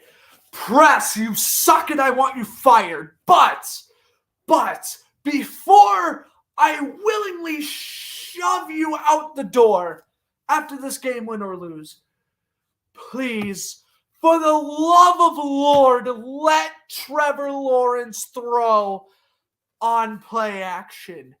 Please, I'm begging you. We have Parker Washington. We have Calvin Ridley. Please, we have fast receivers who can get downfield really quickly. And as long as the offensive line, which the offensive line hasn't even allowed a sack today, is doing a really good job, we get a huge play. If it's a touchdown, great. If it's not, whatever. Right now, your mindset is score and play for overtime. Maybe the Bortles jersey needed time. Well, I do have it next to me, weirdly enough. Now, I know I'm not wearing it, but it's still right here. I'm not going to wear it. I'm just going to keep it on the side of the couch it's been sitting on since late 3rd quarter. Maybe the Bortles jerseys needed time. If we win this game, this jersey has magical powers. Plain, simple, done. The Bortles jersey has magical powers if we come back and win this game. I may not have to wear it. It just needs to be like next to me. I don't know. Weird. Very, very weird. But, dude, It's last drive of the season.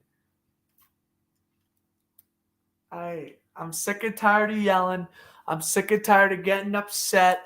I'm sick and tired of getting frustrated. Please, not even for yourselves, for the fans.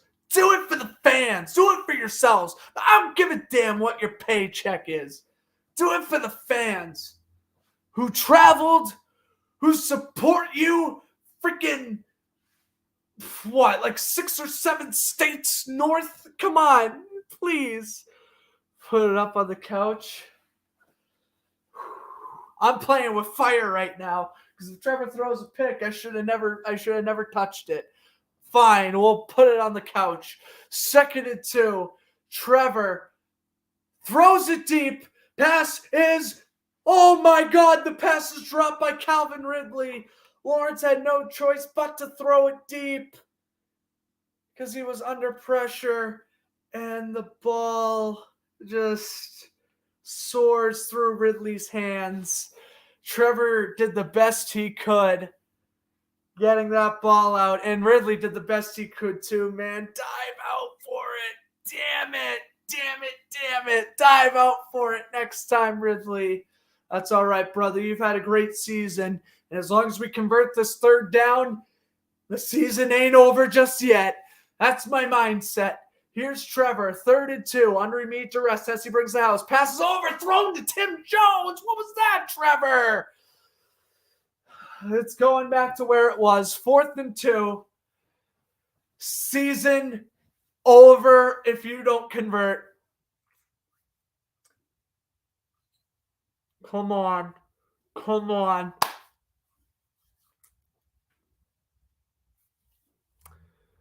4th and 2. Heart's beating out a gajillion miles right now. Oh boy. Zay Jones in motion from right to left. 4th and 2. Here it is. Tennessee might call a timeout. Lawrence is trying to audible. Tennessee does call a timeout. Okay.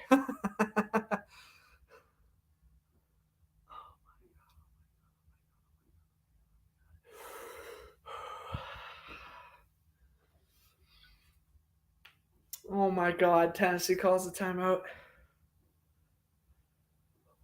I can't breathe. I literally can't breathe right now. I like how it looked, but that's not lucky. Nope. It's just going to stay on the next to me. The jersey has powers, bro. If we go back in with this, dude, you don't need a lot. You don't need nothing. Just get the first. And if you're going to throw deep, you better see pass interference. So you get a penalty. Here it is. 4th and 2. I'm shaking. I actually haven't shaked during a game since the Chargers game. My God. Here we go. 4th and 2. Trevor takes the snap. Trevor looks to the left. Passes overthrown for Evan Ingram. Are you kidding me? Back-to-back overthrows by Trevor. And the season ends. A season ends on an overthrow.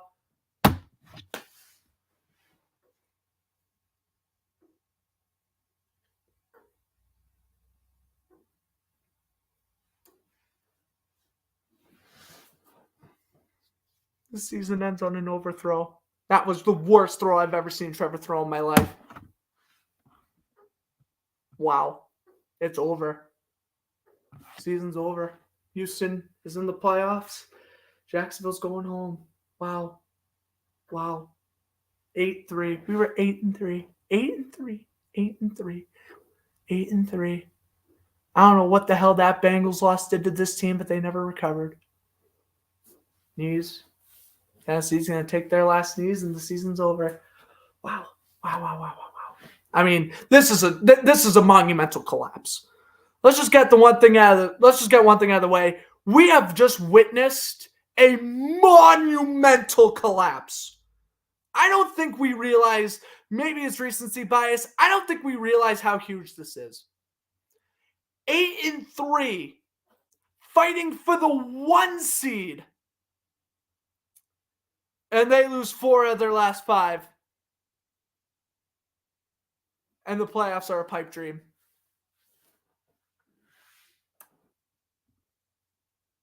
I mean, I can't say this team didn't do it to themselves, though. I mean, I'm heart-wrenched right now, and I'm actually trying to hold back tears, but wow. I mean, wow.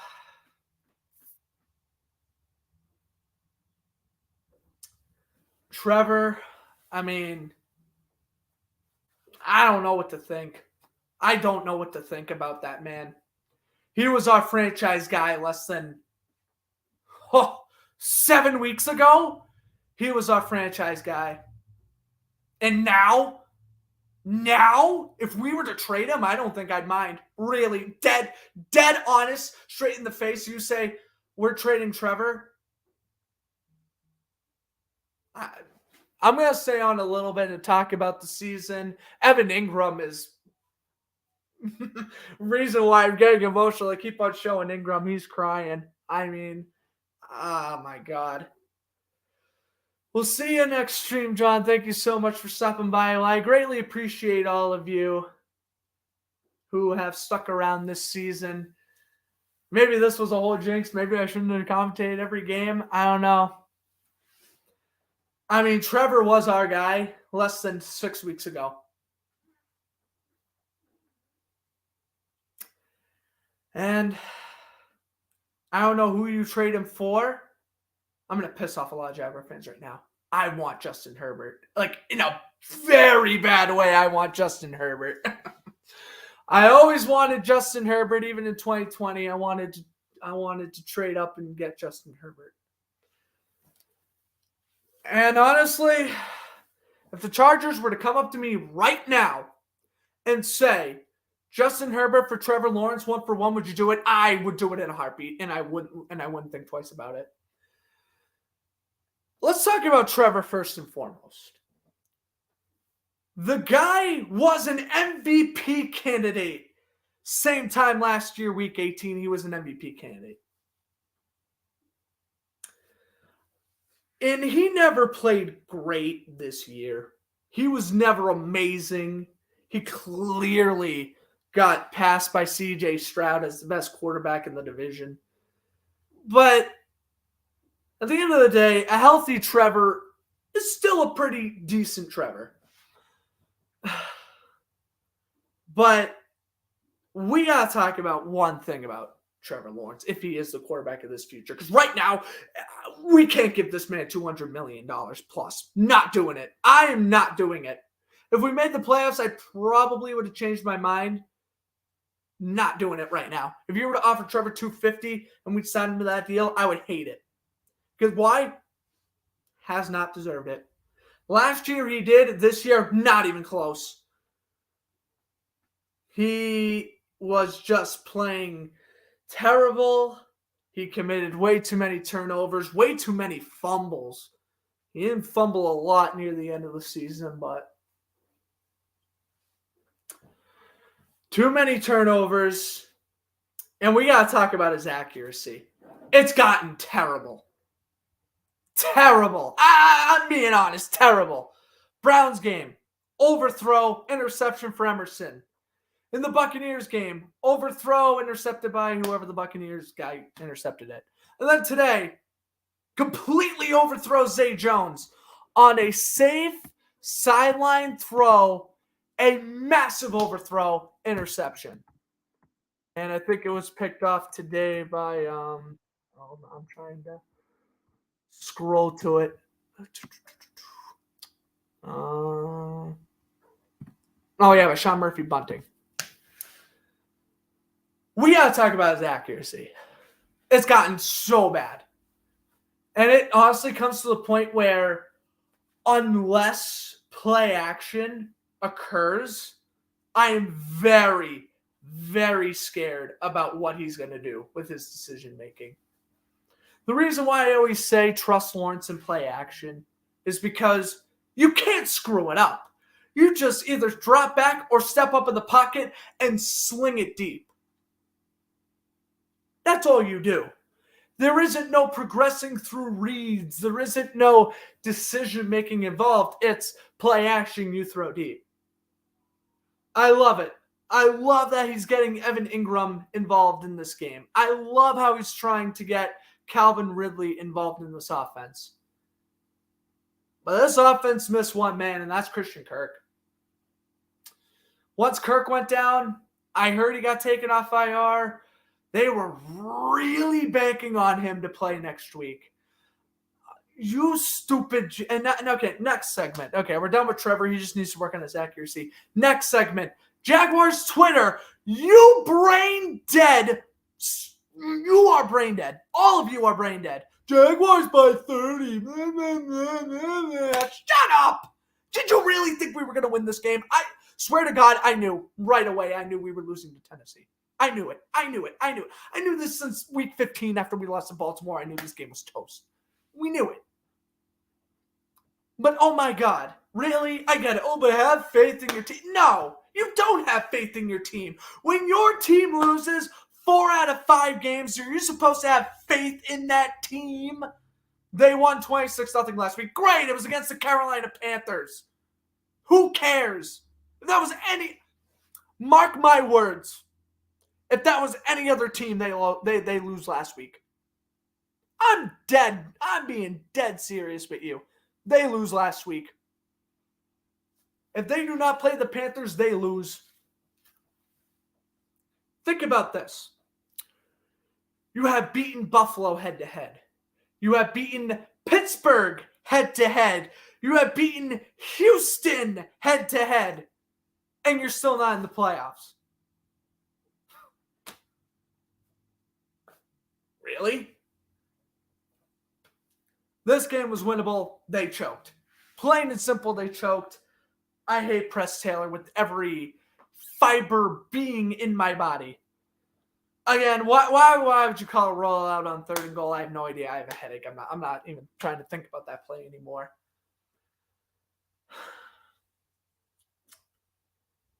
Coaching decision-making. We talked about Trevor's decision-making. Now we have to talk about the coaching staff's decision-making. Offense in particular, but I'll quickly say this about Mike Caldwell.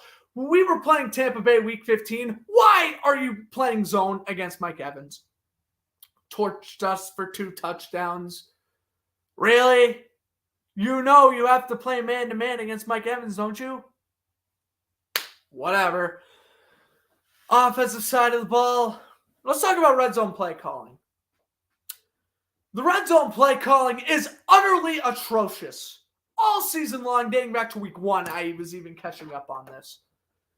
Even back in week 1, I knew how bad this was. Press Taylor is scared. He does not know what to do inside the 20. Really, 10-yard line. He doesn't know when to run and when to throw. Press Taylor, I just feel, throws darts at a board and prays it sticks. He doesn't understand situational awareness. At all, he doesn't. He does not. You can't convince me he does. He doesn't.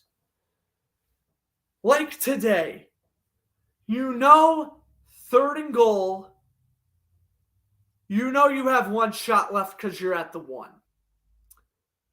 Why are you passing the football? Run. Even if you don't do a QB sneak with Trevor, run the ball. Run. Please get even closer to the red zone.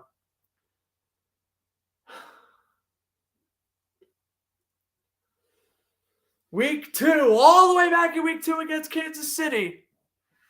Jacksonville only kicks 3 field goals. Why? Because they didn't let Trevor throw in the red zone. They just constantly ran up the middle with ETN. Oh my gosh. That was embarrassing. And then the offense. This team is weird. The defense will play so bad in the beginning of games. We saw it today. We saw it in Cleveland. We saw it against the Bengals. We saw it against Ravens, kinda. We saw it against the Niners. This defense can play some of the worst first halves you'll ever see in your life. In your life. And then in the second half, they'll play lights out phenomenal like they're the next coming of the 85 Bears. I don't understand this defense. And it happened again today. gashed by Tajay Spears and Derrick Henry and Chris Moore.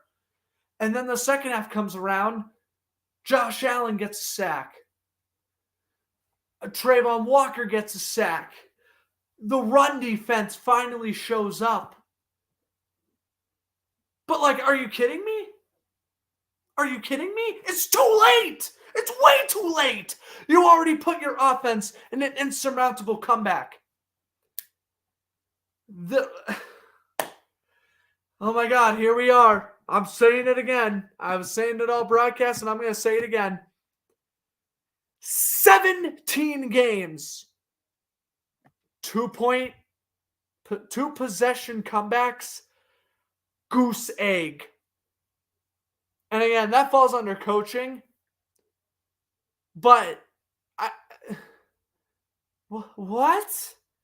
You don't come back from 2 possessions or more once all season?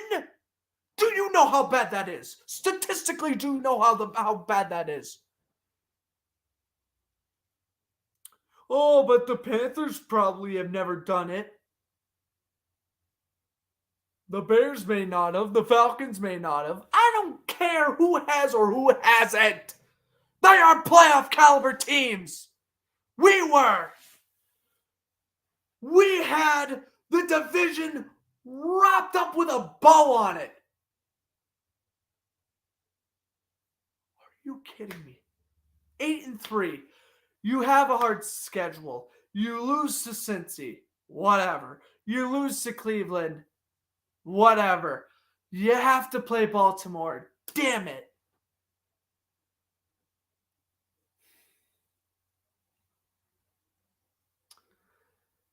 But it don't matter what the hell kind of schedule you have. You make it work.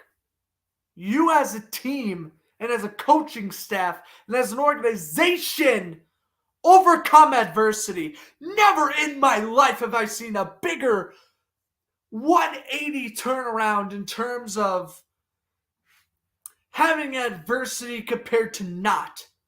Where the hell did this team go? Where is the team that came back against Baltimore?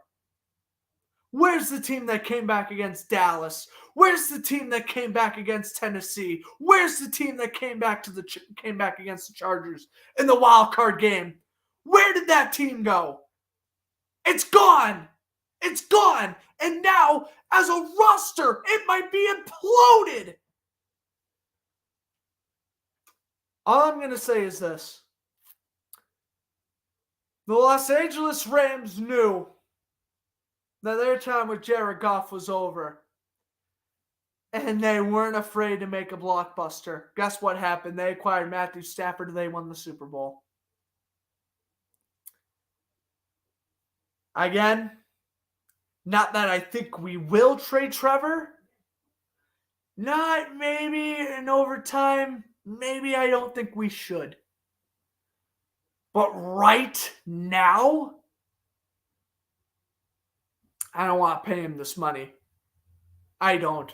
I do not want to pay him this money.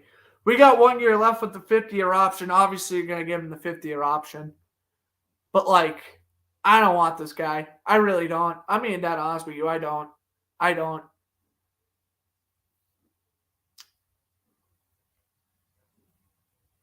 He sabotaged this team.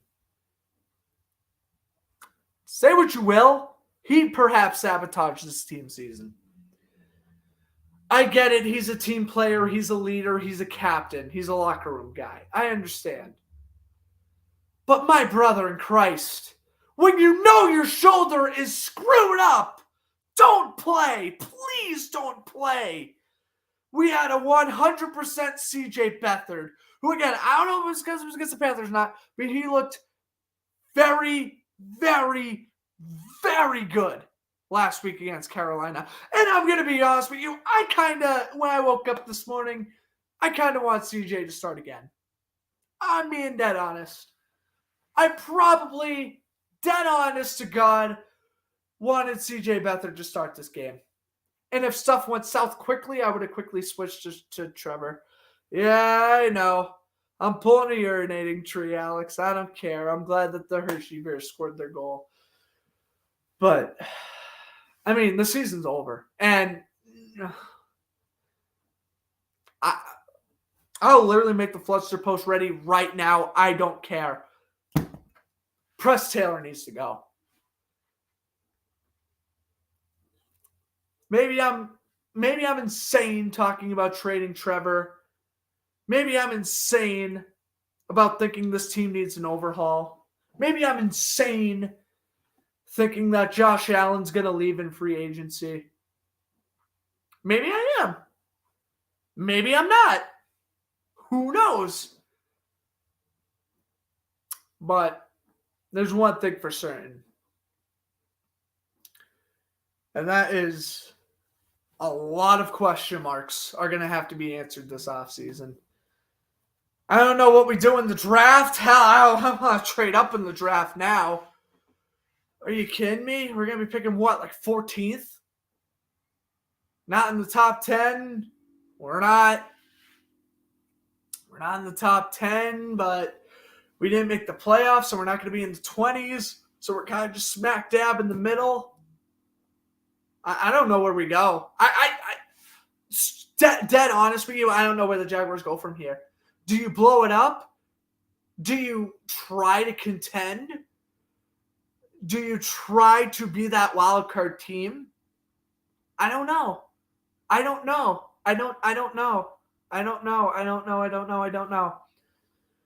One thing is also for certain. The Houston Texans are running this division for a long, unless Anthony Richardson does something about this when he comes back healthy next year and the Colts get their revenge or whatever, this division is going to be run by the Houston Texans for a long, at least 4 or 5 years. I think you could already put it to the bank, put it in an envelope, and mail it to the post office. Houston's winning this division for at least the next 4 to 5 years. And then what? You're a wild card team? You're a wild card team that's going to have to go up against Buffalo, Baltimore, Kansas City, and what, get shredded every year? Is this what we want? Is this what we want? Do we really want to be the 2018 through 2022 Minnesota Vikings? Is that what we want? Is this what we want? Do we want to be the Marvin Lewis Panthers or the Marvin Lewis Bengals? Or how about the Ron Rivera Panthers near the end of it? Do we want to be that team that just finishes 8-9 or 9-8, maybe 10-7, makes the playoffs and gets punched in the mouth in the wild card game every year? Is that what this team is about? Are you kidding me? You know, it's a damn if you don't, damn if you do, damn if you don't situation, because it's like we have waited so long as a fan base. We have waited for this team to reach its full potential. In 2017, oh my God, Jacksonville lose a heartbreaking playoff game. Gone. And the next thing you knew, Ramsey was gone, and Boye was gone, and Ngakoue was gone, and Campbell's gone. He went straight to the Ravens up to 2020.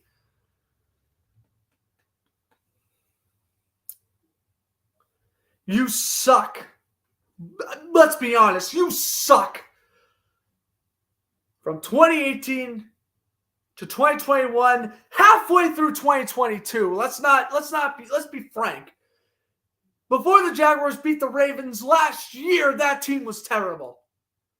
They were competitive. They would lose a couple of close games. That team sucked. 3-7, they're going nowhere. And what do? They rattle off 1 win. They rattle off 2 wins. You rattle off 3. And my point is, you make the playoffs when you're hot. You want to know how Houston swept the division under the rug from Jacksonville? They were scorching hot. Scorching. While the Jaguars were too busy getting comfortable in an igloo. While the Jaguars were too busy trying to figure out how to fit a circle and a triangle, the Texans were building a rocket ship and sent it to outer space.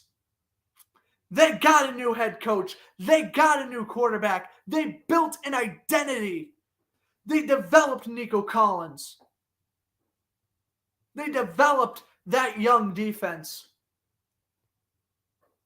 And while the Jaguars were too busy trying to figure out the dumbest things like what to do on 3rd and goal at the 1-yard line, Houston's building a rocket ship, developing that chemistry, making sure Stroud has that chemistry with his receivers, making sure that secondary greatly improved from last year, which it did. The Texans were building, they took their time to build Rome. Jacksonville was trying to build Rome in a day, where Houston is building Rome the proper way. They got their coach, they got their quarterback, they have a very bright future with draft capital. Jacksonville, well, if we re-sign Calvin Ridley, fantastic. We have a 1,000-yard receiver back. The bad news, we forfeit our 2nd-round pick. Is Calvin Ridley worth the 2nd-round pick? Personally, I think he is. But if we aren't going to contend, or we're just going to be a measly one-and-done wildcard team, I don't want to give up a 2nd-round pick. Not if we're going to be a playoff team. Who cares about draft capital? Like I said, 2021 Rams, they traded all their draft capital to get amazing players. Not saying Jacksonville's going to do the same. It's just, it sucks because now we have to wait all the way until March for free agency to start. What players will we gain? What players will we lose? All the way to April. And then after April, after the draft, we're going to have, this is when we're going to have to start answering all these questions we have about the Jaguars. Was last year a fluke? Personally, I'm not sure. It could have been. It 100% could be. But at the same time, 9-8, you did finish above 500. You did beat the Bills and Steelers head-to-head, 2 teams that finished ahead of you in the playoff race. I don't know. Was it a fluke? Was it not? Personally, I think no, it wasn't. Though I do think Houston might win the division for years to come. That doesn't mean Jacksonville's being a wild card team is a bad thing. Why not? I'll compete for the wild card as long as we do it competitively. I don't care. Sure, playoffs are playoffs. We might get crushed by Baltimore, Buffalo, or Miami every year. Whatever. Yeah, I'll take a playoff appearance. Why not? Can you overcome your own mistakes? Very blatantly, this year's Jaguars answered no. They could not. That's going to wrap up this video. I hope you guys enjoyed it. Congratulations to the Titans on pulling off the win. Congratulations on the Texans for picking up the AFC South title. I mean, you guys deserve it clearly more than we did, so I can't really complain about it. That was my very long, I was about ranting for about 25 minutes. I'm not really shocked by that. That was about, that was pretty much my post-game rant. Very blunt thoughts. Was last year's team a fluke? I don't know. Personally, I don't think so. Hell, maybe this is a fluke. The 2002 Patriots missed the playoffs a year after winning the Super Bowl. I get it. Crap like this happens. But at the same time, I had to express how frustrated I am with the team, yes, but more so this coaching staff. I don't care who. Someone's got to get Press Taylor out of this job. I don't think they're going to do it because this management loves to just kind of sit on their ass and not do a lot of things. But Press Taylor's got to go. And I don't even know what you target. Like, what do you even target? This offseason, what would I target? Defensive line? Maybe? It's just weird, man. I really think that this could have been a fluky year. Let's just hope that next season's going to be significantly better. That's all we can hope for at this point. Obviously, I'll still be filming videos about free agency and offseason coverage like the draft, and I'll probably be doing a live reaction for the draft pick again. Maybe this is a good thing. I have been watching a lot of college football. We're going to be picking in the mid-teens. So, maybe this is better. I don't know. Maybe it is better acquiring a better player in the draft than getting potentially a worse player in the draft, losing in the first or second round. I don't know. But I'm done ranting. See you guys next weekend for Wild Card Weekend for sure. I will not be commentating the Texans game because that would just piss me off whether they win or lose. So probably won't be broadcasting Texans-Browns, which stinks. I really want to broadcast the Browns. Maybe they'll make it to the divisional round. We'll see. My plan for next week is, if I can, broadcast one game on Saturday and one game on Sunday. We'll see how that goes. And I'll probably be commentating, at least try to fit in an NHL game during the week. Because I'm probably going to because after today, I'm definitely going to need my whole week away from football. Because, this is just very frustrating. So, hope you guys enjoyed the broadcast. If you did, hit that like button. I'll see you guys in the next broadcast. Unfortunately, I will have to wait until next September for the next Jaguars one, but we'll see. Hopefully, this is a bump in the road to something even greater in the future. The team will learn from this, and hopefully next year will be a much better season and outcome.